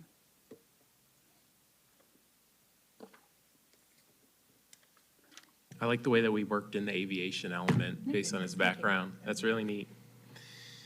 All right, may I have a motion to approve the Gray Elementary School and Terrell Elementary School mascot selections? Ms. Brunzell moves. Mr. Hubenak seconds. Is there any discussion? Hearing none, I call for the vote. All those in favor say aye. Aye. Any opposed? Motion carries. Next, we're considering approval of the Gray Elementary School attendance boundaries and related rezoning plans.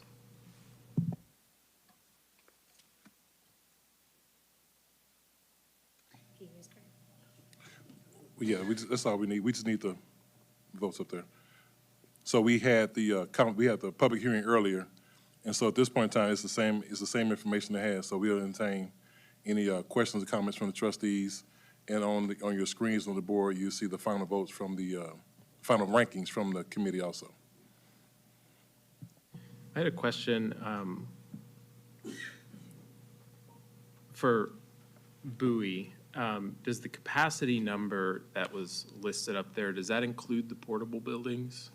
So currently, right now, within the building, they have a capacity of 565. And in the portables, they have a capacity of 220 for a total capacity of 785 within that campus. And I walked that today to verify. So right now, it says, I'm just looking at one of these where it's got the current, and it says right now in 2023, we've got 491 students there, and it says the capacity is 584.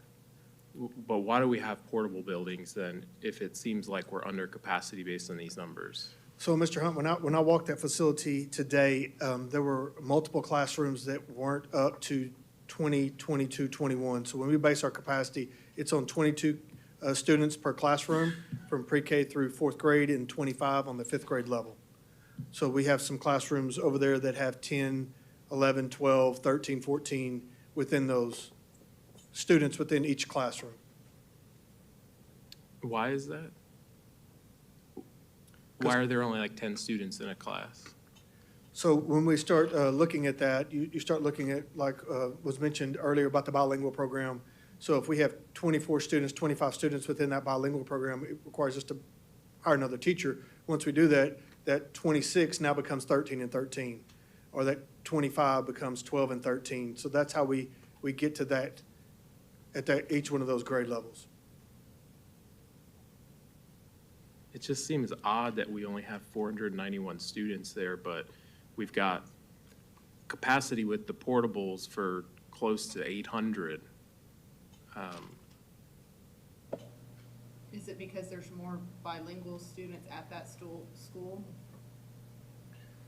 Yeah, so once, at that enrollment currently, it's where it's zoned. And then again, it's our staffing ratios to get those students in. So the reason that we only have 494 students there is because that's the current zone that it was in. The reason that we have so many rooms is because once you start hitting that threshold of 25, 26, then you guys start splitting. So now your classrooms start becoming smaller, but you have to have more rooms to be able to house it. Also, we have some of the portable classrooms that they have out there currently are used for offices, meeting space. They're also using 2 rooms within the facility for offices, and they have some storage within their current portables as well. So the portables are not being utilized as classroom space? Not all of them? That's correct. Remind me again, because I got confused. Are we taking kids in, how is Bowie being affected exactly?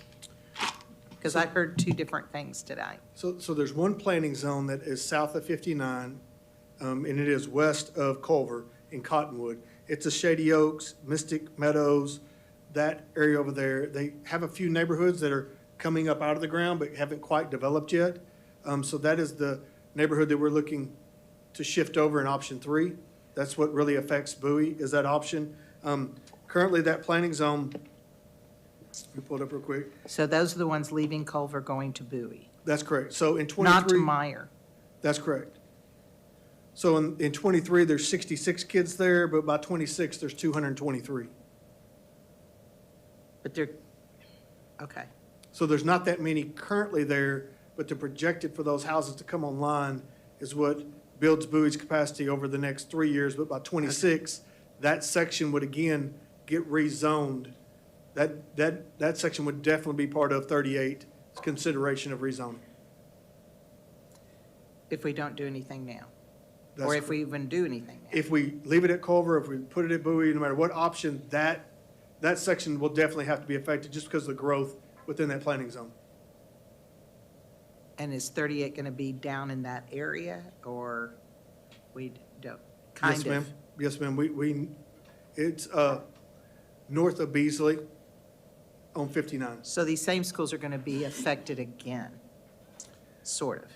Some will be, the ones that possibly could would be Culver, Gray, and Bowie, depending on what option it would look like. But Ray and Meyer, it doesn't look like they would be affected moving forward.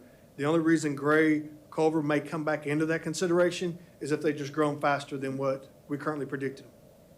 So if one of their neighborhoods explodes, then yes, that's part of it. But our current data kind of holds them steady, depending on what option the board chooses to move forward with as well.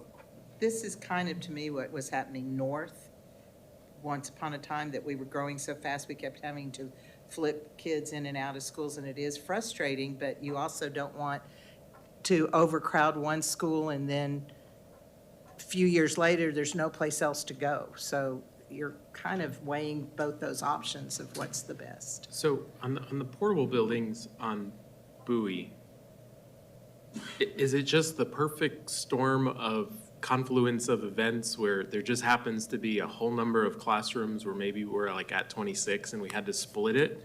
And it's just, there's just a large number of coincidences like that, and that's why we need portables there? Because I'm looking at the numbers, and both options 3 and 4 will have Bowie within 3 years at 735 and 735. And if Bowie needs portable buildings at 400-something students, I can only imagine how many portable buildings they're going to need at 735 students. So President Hunt, they would never reach 735 because that's the year that 38 would open. So they would only reach 659. But again, we wouldn't have to add any portables there. They have the current space.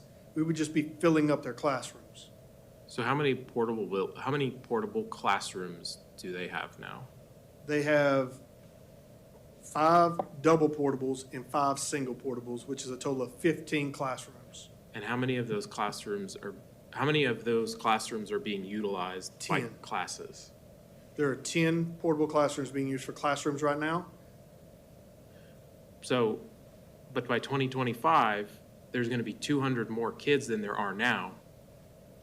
And there's only room for 5 more classes. So we're going to have to add more portables, right? No, sir. Using the current number of classrooms that we've counted, using those 10 portables, they can hold up to 785 students, using the current classrooms that they're currently using.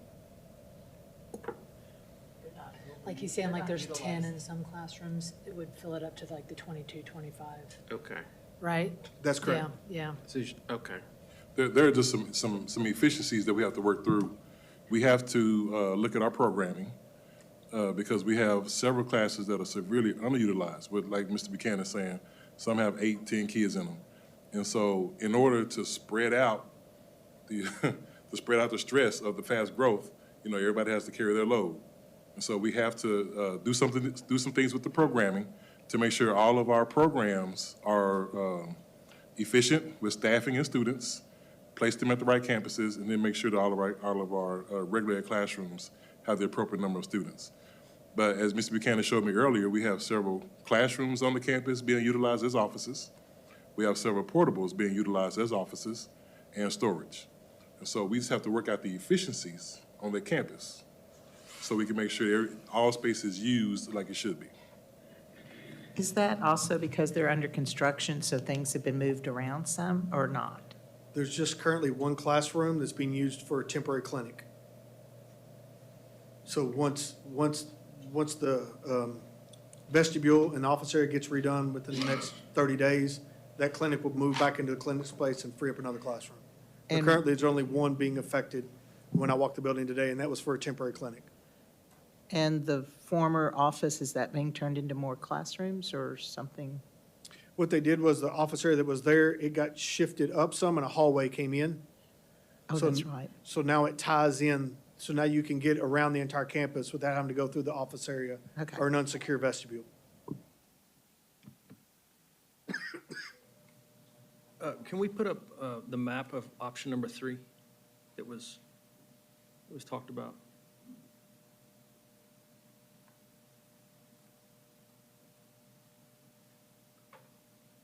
No, this is the one that got the most votes from the committee. Is the administration recommending option 3, or is the administration not giving a recommendation? No, we're recommending option 3 if that's what the committee chose, as ranked. As ranked. As ranked. That neighborhood that's next to Cottonwood that we're talking about, that now goes to Culver, just so I'm clear, we're gonna, if we select option 3, we're gonna move those kids to Bowie. And then in 2026, you said they're very likely to be rezoned again. That is correct. Mr. And- Buchanan, can you, I'm sorry. And Mr. Rowe. option, and map number 4, just so they're, yeah, in either one of those, they're gonna be moved, and then they're gonna be moved again. That is correct. They were also moved the same time that Cottonwood was moved as well. Okay, so they were at Meyer. And then when they're they at Culver, Culver now they're opened, Bowie, it now shifted. they're- That's correct. Mr. Buchanan, can you point out on the map where the elementary school is, the next elementary school is going to be, and which schools would that one relieve? And when would it open? It sits down in this area off of 59, closer to Beasley. Okay. So right now, it's projected to impact Bowie and Beasley for sure. And depending on the zoning option that gets selected, it could impact Culver.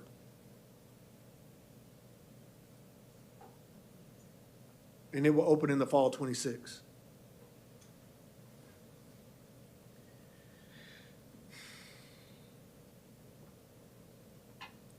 Is Beasley expected to be over capacity by that time? Yes, sir. They have just as many classrooms in portables as they have within the facility currently. Right. So part of that depends on the growth that we have, is how many kids we can get. You know, part of the rezoning would be an option to be able to lessen the amount of portables that are used at Beasley. Because There's 2 large developments in the process of being built down there right now also. Okay. I guess another way to ask my question is, do you need that new school solely to relieve Beasley? Or can we work that new school in our calculus for Bowie and Culver? Or do we need to be like, no, we really need that all for Beasley and the new developments going on down there? Great question. That's a crystal ball that I would love to be able to have as we look forward with this. I would say that we are working with both those developments to get sites within there, but our current 22 bond only goes 35, 36, 37, 38. So that would be, the next bond cycle to be able to provide for that. But we are working with those developers to get sites down there inside those neighborhoods because we know that they're coming with a number of students.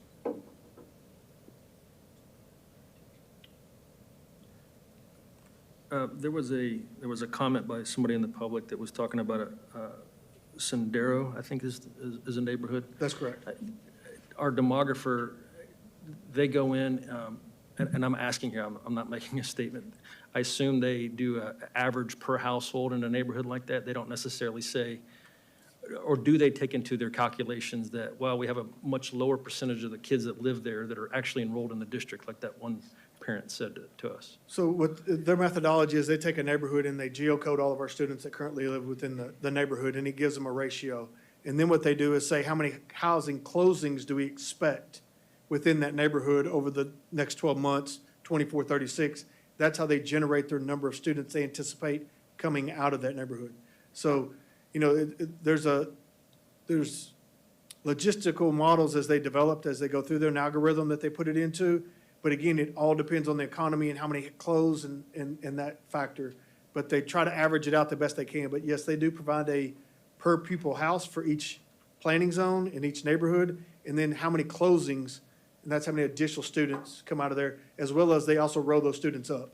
So if there's a fourth or fifth grader, every year they roll those students out of the elementary attendance zone and roll them into the secondary.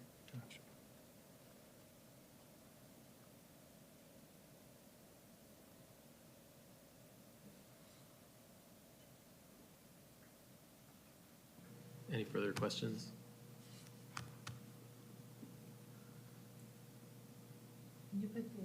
Can you put the voting back on the screen one more time, please?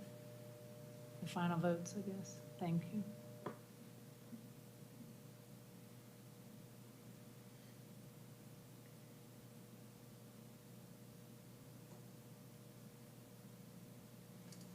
All right, if there are no other questions, do you have any questions, Ms. Williams? Okay. Is there a motion?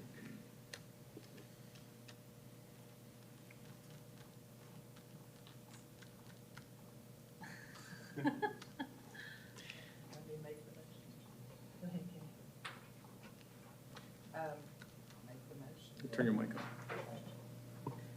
I'll make the motion that we accept the committee's recommendation of approving option 3 for Gray Elementary. Is there a second? I'll second it. Okay, any discussion?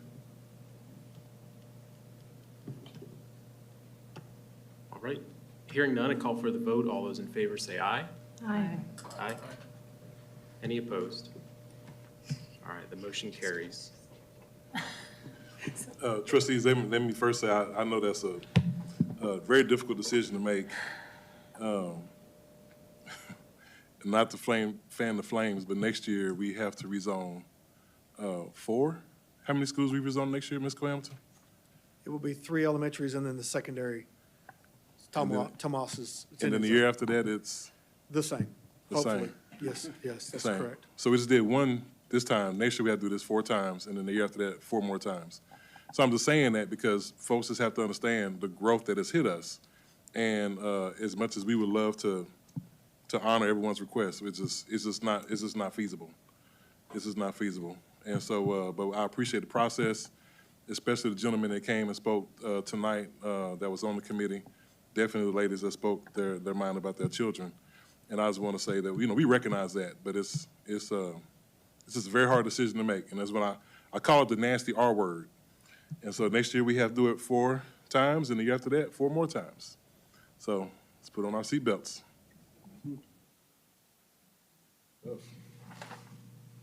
All right. So the next item is 10D, considering approval of a resolution for public school funding. If we can go to the next slide.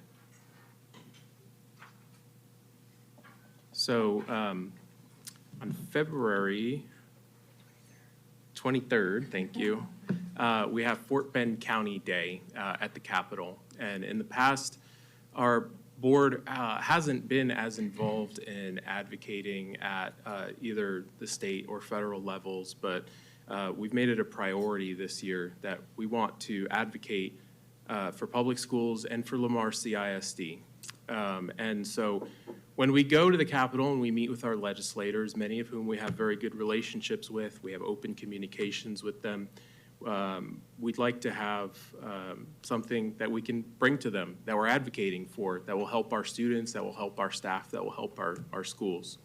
So I'm bringing forth this resolution because it lays out some of the things I think will help our district. For those who are unfamiliar with the complex world of school finance, we get funded, we get some federal funding, but we mostly get funded through our local property taxes, and then also the state provides some funding as well. The bulk of the state funding comes through basic allotment, which is essentially a certain amount of money that we get for each of the students and their average daily attendance in our district. And then there's a number of other allotments, and some of them are applicable to our district, some are applicable to other districts. A big one, though, for our district, as the #1 fastest growing school district in the state, is the fast growth allotment. And this is in 2019, the legislature passed this new allotment to help school districts like ours, and it's essentially some additional funding based on the total number of students that we have to help us with additional maintenance and operations funds, so that way we can deal with the growth that we're dealing with in our district. And it's additional state money, which is important. So in 2021, there was a proration that occurred. Actually, it was actually all the way through 2019. And I asked Dr. Nivens and the administration for this chart just to show some of what our funding should have been under the state's formula and their allocation. And then the legislature, unfortunately, placed a cap on the fast growth allotment, and we had to prorate this money. So if you take a look, 2019, 2020, our allotment based on the number of students that we have and how fast growth we are, we were supposed to receive $18 million for this allotment. We only received about $8 million. So more than half of that was prorated, and our district should have had about $11 million more dollars. 2020, 21, we missed out on about $11 million. 21, 22, missed out on about $1 million. And then expected for 22, 23, given that we're even more fast-growing than ever, we expect to get about $25 million in the allotment, but based on the current state cap, it would be about $20.7 million, which means we would miss out on about $5 million, and then the year after that, we would miss out on about another $5 million. So if you add this all up over a 5-year period, we're talking about $25 or $30 million that could be going towards teacher salaries, that could be going towards student experiences, things that can help particularly our students. So what I'd like to do is have our board get behind a resolution, tell our legislators that we would like you to, one, raise the basic allotment that we're getting for each of our students, so that way we can fund the things we need to fund, first and foremost being our teachers and our staff and raising salaries. When we had our budget committee meetings, sometimes they were agonizing because we have a very limited amount of dollars and a lot of stuff that we need to spend it on for our students and our staff. My personal belief, our teachers need to make more, our staff needs to make more, and the state with a $33 billion surplus, an unprecedented surplus, should pick up that tab and not put it on the local taxpayers. And then the second is, and this particularly affects our district and a lot of other districts in our area, remove the cap for the fast growth allotment so that we'll be able to get the full amount. That'll be an extra $5 million that will be coming into LCISD. Will be tremendous help, will help us raise salaries, will help us to provide the experiences for our students, put money into CTE, do all the things that we need to do, and we need those funds. We see other area school districts are having to go out, some successfully, some unsuccessfully, and do voter-approved tax ratification elections. The burden for we're in an environment where there's rising costs, there's inflation. The burden for that stuff, when there's a $33 billion surplus in the state legislature, should not be on our local taxpayers. So brought forth this resolution. I'm happy to answer any questions, and hopefully it'll give us a game plan for when we go and talk with our legislators in February. Any questions? All right. Well, thanks for putting this together. Sure. Then I move that we accept the resolution on school funding for LCISD. Second. Ms. Brunzell seconds. Is there any discussion? All right, hearing none, call for the vote. All those in favor say aye. Aye. Aye. Any opposed? All right, the motion carries. Thank you. We will now have reports and presentations on the information items. All right, trustees, we have our AD Nelson coming to talk to us about our turf update for Trader Stadium. Given that our voters did not allow us to move forward with replacing that turf, we have to now have a plan in place as how we're going to make sure that we're able to still utilize it while keeping our kids safe. So, good evening, Mr. President, Board. Thank you for having me. I'm here today to talk about the situation at Traylor Stadium, which includes both old, out-of-date lights, which are in need of replacement. Each pole will cost around $300,000. We need to replace 5 of them.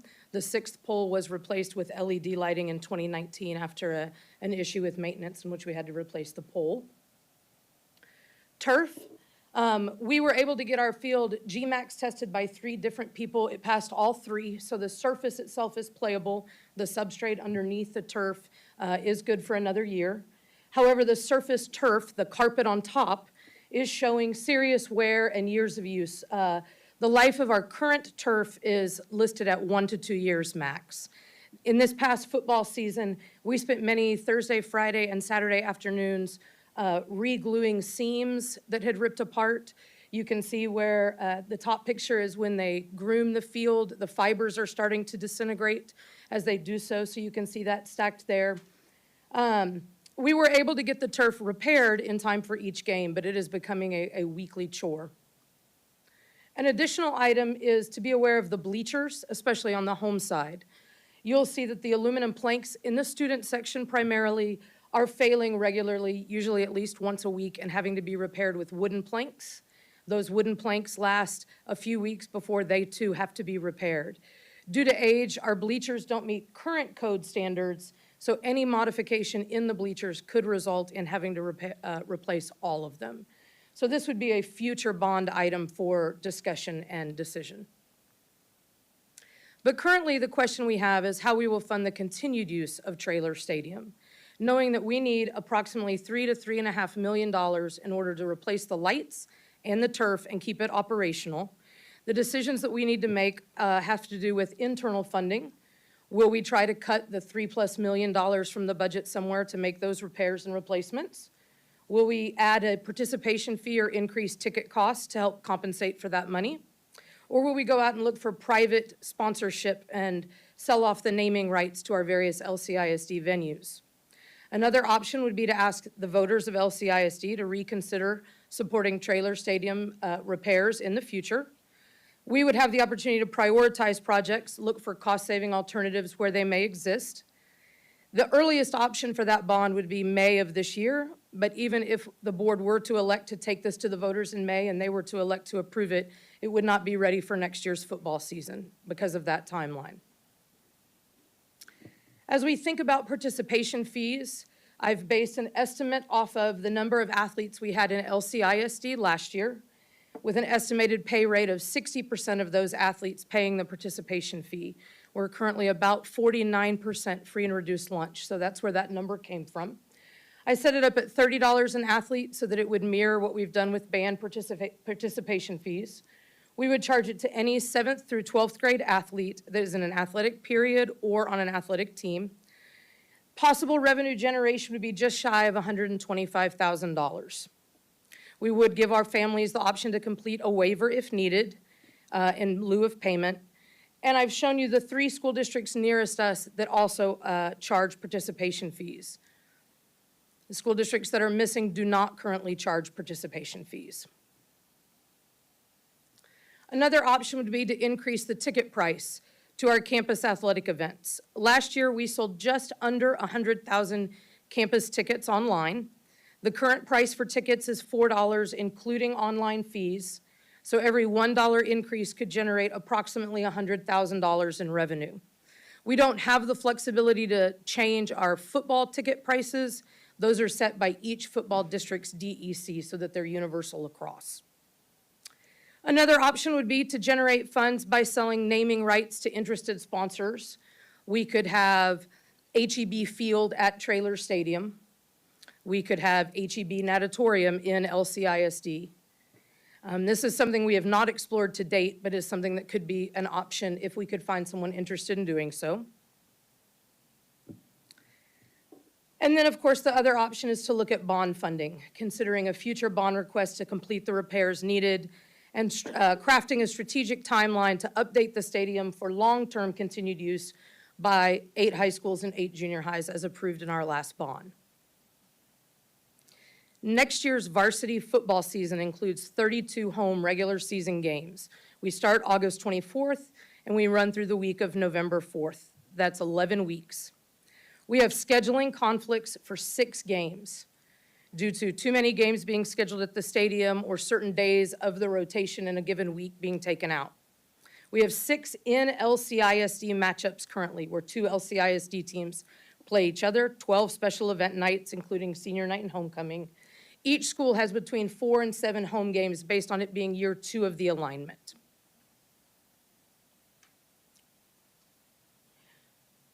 We can look at those 6 games which are in conflict, and we've got 2 options with what to do with them. Option 1 would be to play those games at the campus-based practice fields.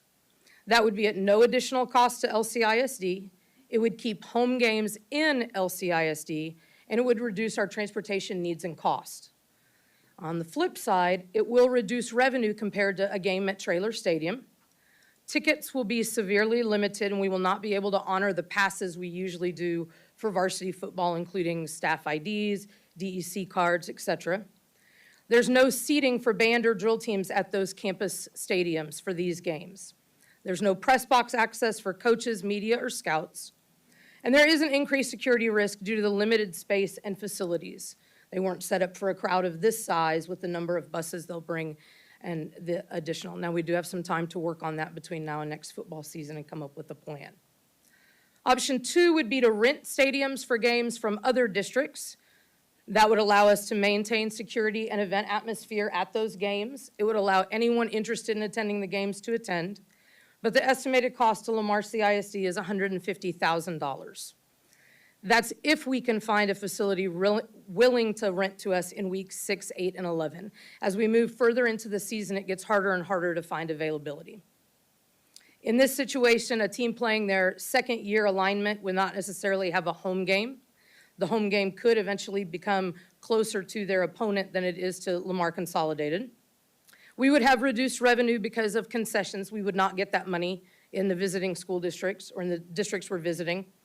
And we would have additional transportation needs and potential loss of school time. This situation will only work with a 4-tiered transportation system. Otherwise, we won't have the buses needed for those Thursday games. So again, these are our 2 questions, our 2 options when it comes to how to start to manage the overcrowding at Traylor Stadium during the varsity football season. And just a recap of the things that we talked about. Some other options we have for generating revenue, for mitigating the schedule conflicts would be that in October of 2023, we have the task of going through realignment with the UIL. Currently, we have 1 school in 6A and 5 playing 5A football. Next fall, we could exercise our option that the UIL gives us to move all of our schools to 6A. Currently, George Ranch, Fulshire, and Foster are already set to potentially become 6A based on their projected enrollment numbers. Lamar, Terry, and Randall will be 5A based on their projected enrollment numbers. We can't tell yet which would be Division I and which would be Division II. But voluntarily moving all of them to 6A to make our own district would allow us to minimize the number of games each week because we would play other LCISD teams more. So they would be internal games. We would potentially be paired with Alief, Alvin, or Pearland. Each of those school districts has between 2 and 3 high schools. Obviously, this could harm our smaller schools, and it is not limited to athletics. When we go through reclassification, if we elect to have all of our schools 6A, that would apply to fine arts, academics, and athletics across the board for the next 2 years. how we can extend the life of our current turf stadiums. It's important to point out that at this point, up until this year, all turf expenses in LCISD were bond funded. The original turf that was laid down at Traylor Stadium and replacing it once in 2013. 10-year life expectancy is what we work off of based off of regular use, exposure to UV light, the temperature changes and other environmental factors.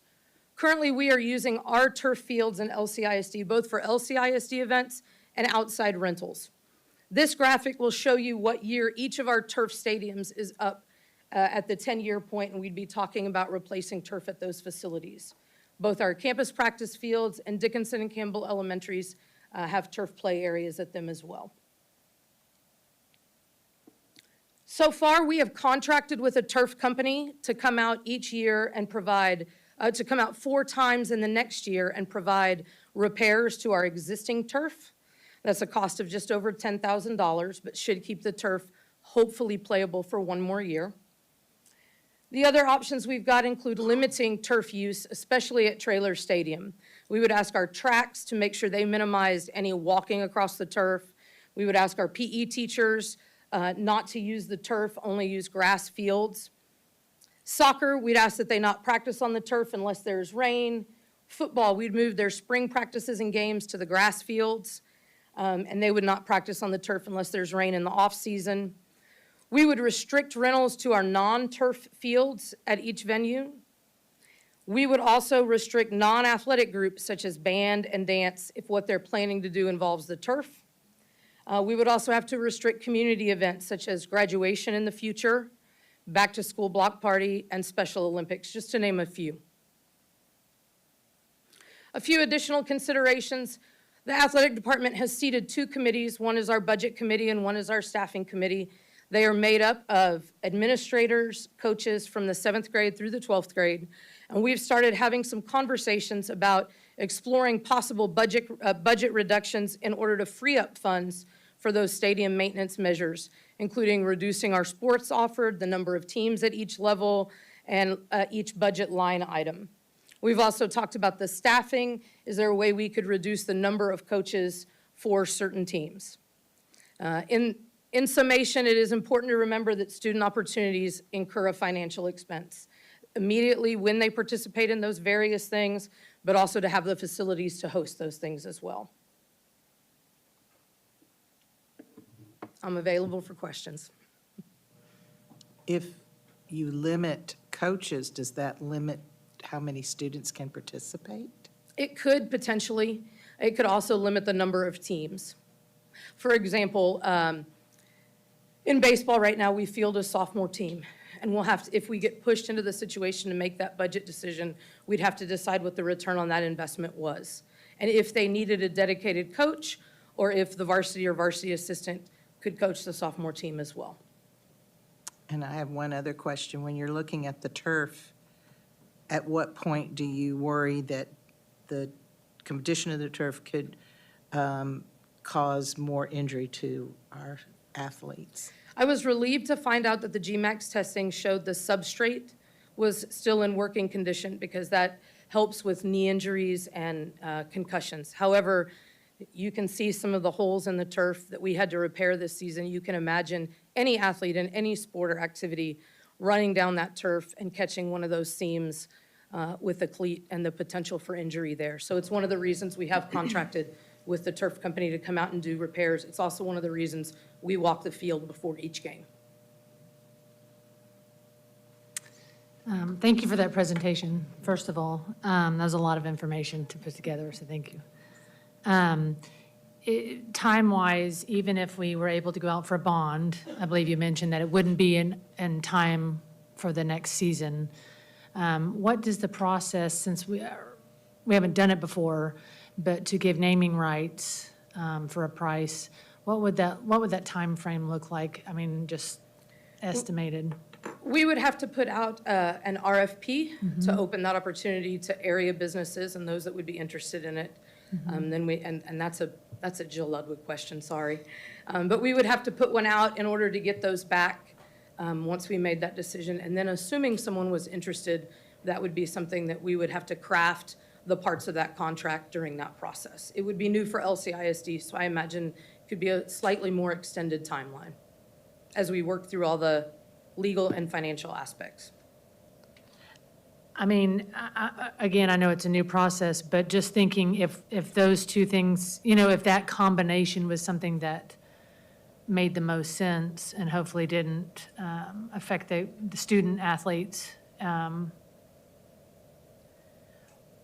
mean, would that be doable? I'm looking at Ms. Ludwig at this point. For this year, for this next season? No, it wouldn't be in place for next season. Most school districts, when they do those types of things, they're multi-year contracts. So Okay. let's say that a generous business was willing to donate $1 million to be the LCISD naming rights to our natatorium. That would be spread over 5 to 10 years. So it would be smaller amounts of money each year in that process. It's a bit like an advertising contract. Gotcha. All right. Well, thank you for putting that together. There's a lot of moving parts here, and it seemed there's a lot to consider. Is any of this urgent right now? And are these decisions more operational in nature, or does the board need to provide some guidance on any of this? Yeah, I can answer that. This is an operational decision. The guidance the board would need to provide is if they were willing to call for a bond in May or not. And next month is the deadline to actually do that. And so regardless, as Coach said, even if we do, you know, we're behind the 8 ball and we're too late for the fall season. And so now what I have to do is delegate those decisions to Coach Nelson and her team, and then my job is to support them as they make those decisions. And so at this point, it's just an information item, just so the trustees will know the decisions that have to be made, and also so that the community can hear it also as what's going on, just for the sake of transparency. But at this point, it's really just an operational decision, and the board, your role will be to call for a bond or not for May. I had one other question, and then, I'm sorry. The 6 games that need to be, are they across the board of different schools, or is it impacting certain schools over other schools? So at this point, we've identified the 6 weeks that we need to move a game for. We have not identified a particular game.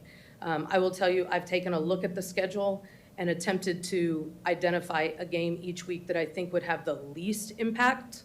Obviously, we wouldn't move the Battle of the Bird, the Terry Lamar game in week 2 to Mustang Field. We would keep that at trailer, and we would look at one of the other games slated that week to be played on campus. Because there are 6, we would try to spread them out amongst our high schools so that one high school doesn't feel the brunt more than anyone else. Because that could get real sticky. Yes, ma'am. Well, those I'm glad you asked that, because those would be some parameters that I would extend to coach, is to make sure that we spread that out and have some equality in that, some equity in that, to make sure that every school, if we do that, has to play at their practice field and not just 2 campuses or 3 campuses. Mr. Welch. I have several questions. Can you talk about the pros or cons of putting down grass in Trailer Stadium versus new turf? I can tell you that it's still a timeline issue. There would also be an increased cost because we'd have to run new irrigation underneath the track and back out to the field because it doesn't exist there now. There's also a grow-in period once if we were to go that route and had the funds to do those things, we would have to leave the field untouched for a period of time for it to settle and for that grass to grow in the way it needs to.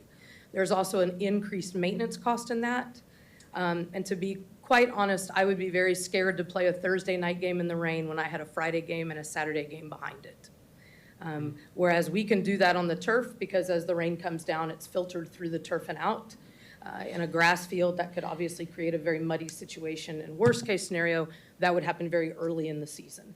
And then it would not have time to repair itself before the end of the season. So again, there's definitely some risk involved in that, in addition to the cost of going back in, pulling the turf and substrate out, running the irrigation, and all the things associated with putting in a grass field. Is there any ability to, and I mean this halfway joking, but but I am asking the question seriously, of stealing the turf from like Randall's varsity JV, putting it in trailer stadium and swapping it. The grass turf or the artificial The turf? artificial turf. We could, but at that point, we would still be putting turf on its last year, potentially 2 of existence at a stadium. And I think my concern there would be what would happen to the turf during that process. In attempting to tear it up at Trailer Stadium, even if we did some delicate demo and tried to roll it up Right. and move it to a campus, I can't believe that it wouldn't cause some wear and tear on what appears to be fragile turf already. You said one of the ideas being bantered about is possibly reducing the number of sports offered. If you were to, I mean, you can elaborate on that, but if we were to back some of those down back to the club level, would that help financially with the costs of the athletic department? Before we were to cut a sport, we would look at our other cost-saving strategies. What measures could we put in place to take the cost of running that sport down, or all sports? Perhaps the number of tournaments we participate in, especially at the sub-varsity level. We would also look at possibly cutting one sub-varsity team, perhaps in multiple sports, before we cut a sport altogether. That's a horrible decision to have to make as an athletic director, and I can only imagine what we'd be greeted with by the community, regardless of the sport that was elected. Right. So I think that's one of the things in our original committee meetings that I heard resounding from both groups was, we've got to try to keep opportunities where we can keep them. And so if a child is destined to become a water polo player, then we need to keep at least the varsity level of that sport so they have the chance to do that. And the same thing true in all other sports. Club sports, they run a little bit differently when we're talking about UIL schools, in that at that point, we would have to look for an outside volunteer to run that sport, and we would still have issues with facility usage. Would we play those games on campus? How would we manage them? If we're not selling tickets for them, we don't have any revenue coming in for them to counteract the costs that are associated. So I think the first step we would take would be potentially reducing the size of a program before we cut the program and changed its fundamental structure. Are we able to stream the games at the high school stadiums? We are not currently. Our high school press boxes are not all hardwired with fiber optic and internet access. And that's what our NFHS and huddle cameras rely upon. So running an extra power outlet wouldn't necessarily be cost prohibitive, but having to run extra internet cabling in order to be able to plug them in up at the top of the press box to stream the way we do from trailer could be a significant cost. You mentioned it would cost the option to $150,000 to rent other stadiums. Is that a per week or is that for the season? That's the approximation of $25,000 per game for 6 games. Gotcha. Since it is an operational decision, I would encourage the administration not to raise ticket prices, because it's really difficult to take a family to a wrestling match or something like that when the cost of eggs and the cost of gas and all that kind of stuff continues to increase. And an extra buck here, an extra buck there could really prevent that from happening. So I hope we can explore other options. Thank you.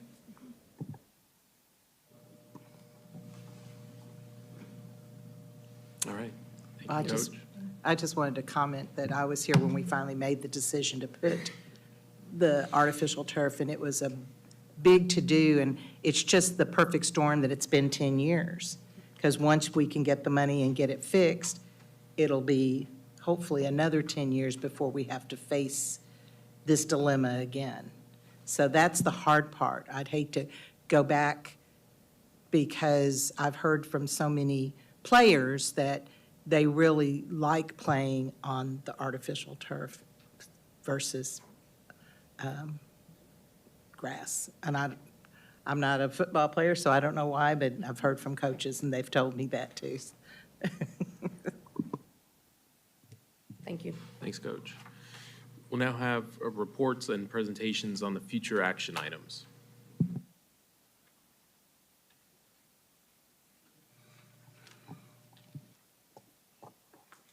Good evening, Board of Trustees and Dr. Nivens. Tonight we want to just have a discussion about our bus tiers and school hours. So again, right now, we are looking at a 4-tier route system for next year, half the elementaries, the other half the elementaries, then middle school, junior high, and then our high school. By doing this, it would not eliminate any routes that we have within our district. But we do have some parameters that we would have to have is 40 minutes between our secondary routes and the next tier. And then we need 30 minutes between our elementary school routes and the next tier. And then the elementary school tiers would be split within color tracks. So the next slide is what we presented in October. It really hasn't changed much as we started looking at those routing and how we would divide them up. This would basically be tier A and tier B, how it would fall.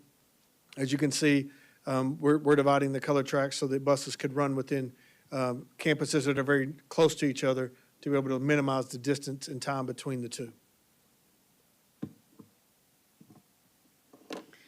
All right, trustees, and as usual, we did put out a survey. Annually, we put out a survey to get feedback on the academic calendar. This year, we also combined the school hours. And just to correct a statement that was made earlier, this survey did not ask for parent input on DOI. However, it did note that one of the calendars was impacted by DOI. But traditionally, last year, this survey closed with 6,000 responses, and this year we received more than 18,000 responses. We sent 72,000 via direct email. We placed in campus newsletters. We put backpack flyers out, campus social media, and district website. And you can see that effort did yield a much larger response. More than 11,000 parents, more than 2,800 staff, and more than 5,000 students participated in the survey. And so what you see is a chart of the survey results in the blue. And what you see underneath it are the options for consideration. And so when you look at parents, more parents indicated that they preferred option C as their preference. When you look at staff, more staff indicated that they preferred option C as their preference. And when you look at students, you'll see that more students preferred option B. And you heard, I think, this evening from someone and previously that parents and some staff were concerned about the earlier start time for students. However, majority of the students did select option B, which would yield an earlier start time for them. And again, the students who were surveyed are in grades 5 through 12, so traditionally secondary students. Overall, option C did get the most votes as being a primary favorite as far as the school schedule. And so that would have elementary A, elementary B going first, and then high school, and then a middle and junior high time. And so we were asked to build out two scenarios, a 7:30 scenario and a 7:15 scenario. And so recently had a meeting with the calendar committee, which also discussed school hours. They reviewed survey data, and we also discussed the qualitative data. We received more than 2,000 pages of qualitative data from parents, so we just did a high-level summary of sentiment. What you see on this screen is first the impact to students, and I'll give you a chance to read through the impact to students of a 7:30 and then a 7:15 time. I do want to say that overall, in looking at the 7:15 time, we're only talking about a 15-minute change for students. For high school, it's a 10-minute difference than what they have now. And the biggest change would be for whoever's in the fourth tier. And for this model, it's the middle and junior high students. It is, I think, a 50-minute difference. 50-minute difference for that group. And so just in looking numbers, right now our enrollment's at 42,805 students, and currently, for middle and junior high students, we have about 9,451 students. And so we are impacting the smallest group of students in our system for the smallest amount of time. Students are in middle and junior high for 3 years. They're in elementary school K through 5. They're in high school for at least 4. So, you know, if we're talking about the path of least resistance, the least change, it would be this model. If the board elected to go at a 7:30 model, it's 0 change for whatever students are in elementary group A. That's our current school hours.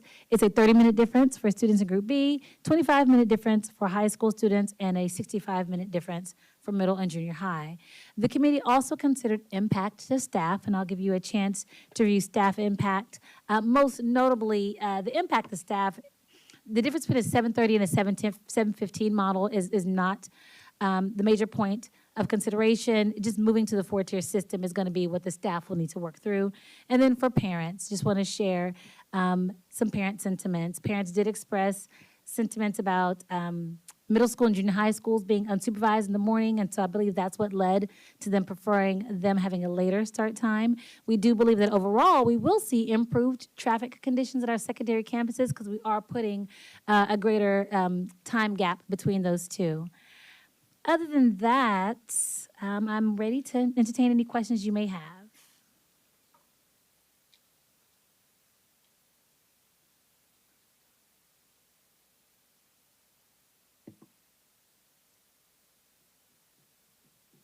Alex? Mr. Welch. Just for clarity, we're not, for the public's sake, we're not making a decision on this tonight. This is just a presentation. Yes, sir, this is a future action item. I can just see the forums on Facebook going crazy right now about different things. Thank you. We had a discussion last time, and the start time on one of these slides that is then screenshotted and shared was 7 a.m. And we had a discussion about that, and so I appreciate that it's moved back a bit, which I think a lot of fellow parents had some concerns about, and 15 minutes is a lot easier to deal with than 30 minutes. Just for if anybody is tuning in and just learning about this, the reason that we're considering this is as a result of bus driver shortages. Right now, we're having to do what we call comeback routes, which is where a busload of students will get brought home. Another group of students are waiting at the school. That bus will come back and then pick them up. Students are getting home late, and it's as a result of not having enough bus drivers. So I think all of us would love to keep things the way that they are, but the circumstances where they lie right now indicate that we likely have to make a change so that way our students aren't sitting up at school for, waiting for a comeback route to come. And in the morning, students get in school late. And also personnel have to stay and monitor those kids. My question, I guess, would be, and I don't know if this happens or not, but sometimes high school students are given the responsibility of getting their middle school or junior high sibling to school. Would there be a way would the school, even though it's not opening up for classes, what time would the middle and junior high schools be opening up for breakfast and that kind of, because 9:20, would it be open by 8:30 or? Typically, our campus is open 30 minutes before the first bell. Some campuses are open at 45 minutes, but the standard is about 30 minutes. Okay. So we might have to make some accommodations for that if that's a necessity.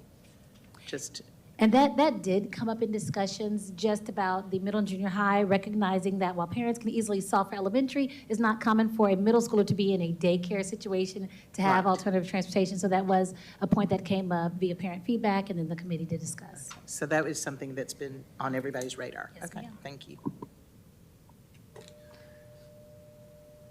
I just wanted to echo Mr. President Hunt's sentiments, sorry. Most of the emails I received about this were no 7 a.m. start time. So again, thanks for alleviating that. For the public's sake, can we talk about like half elementary, how those half will be chosen for A and B? So when we looked at those, what we were looking at was proximity.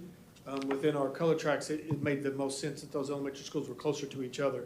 So what it would allow us to do, for instance, if you look at the blue track, Tier A, the buses that ran Austin Elementary would be able to drop off at Austin and then go pick up for Jane Long, the same buses, and drop off at Jane Long. So by splitting those up, those proximity of those schools allows us to utilize the same number of buses for both campuses. The other thing that we're looking at, it leaves our dispatchers back inside dispatch to be able to answer phones and dispatch buses. The other thing that we've been looking at is some of our longer routes, because of the tier breakdown, there may be some opportunity to take some of the longer routes and split them in half and shorten some of the routes. So we may be able to take our first pickup time and scoot those back on our longer routes, because we'd have the transportation buses and personnel to be able to minimize the impact of when a student gets on the bus and how long they would have to stay on it. And so these schools here, for just since it's a future action item, those are just examples, or would this be the tier A and would this be the tier B? We could flip them either way, But that's how they would line but up. that's how we've currently got it laid out for action for next month. So our neighboring districts that are as large or larger than we are, that are already using at least a 4-tier system, what time do their high schools start? They're starting between 7, I believe it was 7:10 and 7:15. Is it working for them? From the feedback that we've got, we've not heard it being an issue, but that's on the transportation side of the house. So I did a little reconnaissance, I guess you'd say, going to the multiple different schools for recent soccer games. Most recently, at Seven Lakes, and I think their start time is 7:08. If I asked 2 different parents their thoughts,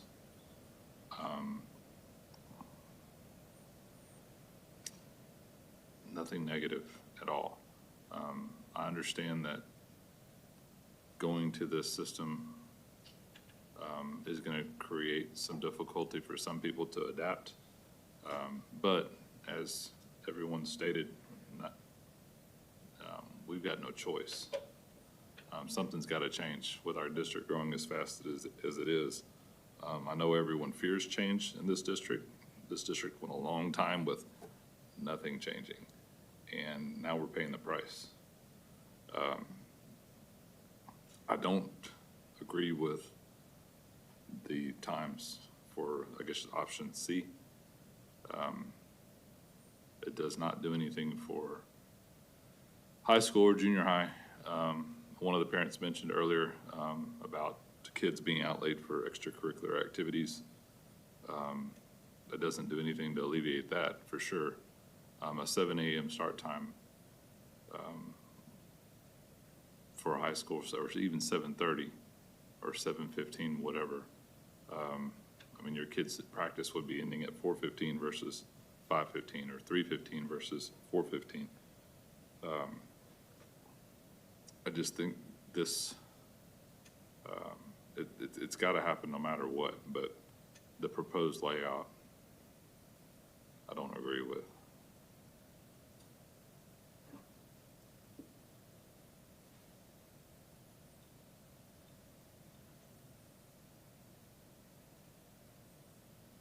Any other questions or discussion? Ms. Williams? Oh, I was just going to say something. sure. I was just going to say thank y'all for, it's a lot to even wrap my brain around, and so to put it together, I know that's got to be a lot, so thank y'all for doing such a great job putting it together, giving us lots of options and whatnot. Right, thank you. All right, are there any items on the future consent agenda that trustees would like to pull for discussion at the February board meeting?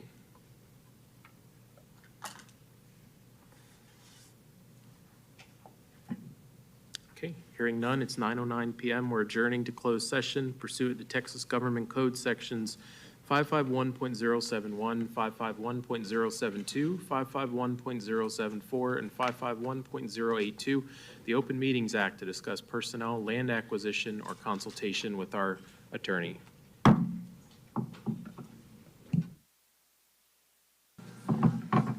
It is 9:53 p.m. We're back in open session. We have a quorum with all members present. Are there any motions to be made? Mr. Welch. Yes, if I can find my sheet here. I move that the Board of Trustees approve the hiring of personnel as presented. All right, is there a second? Ms. Brunzell seconds. Is there any discussion? Hearing none, I call for the vote. All those in favor, please say aye. Aye. Any opposed? Motion carries. Any further motions? Yes, Mr. President, I move that the Board of Trustees approve the action on land as discussed in closed session. Is there a second? I'll second. Mr. Lambert seconds. Any discussion? Hearing none, I call for the vote. All those in favor, please say aye. Aye. Aye. Any opposed? Motion carries.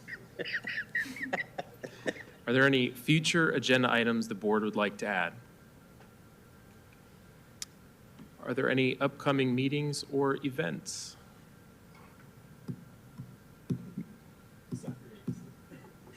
Her daughter's in a musical.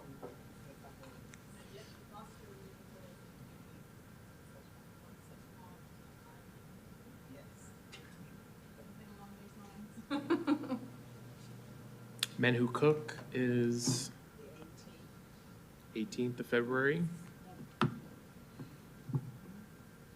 What? 18th. I'm trusting Miss Cole Hamilton on that one. Our Fort Bend County Day at the Capitol, February 23rd.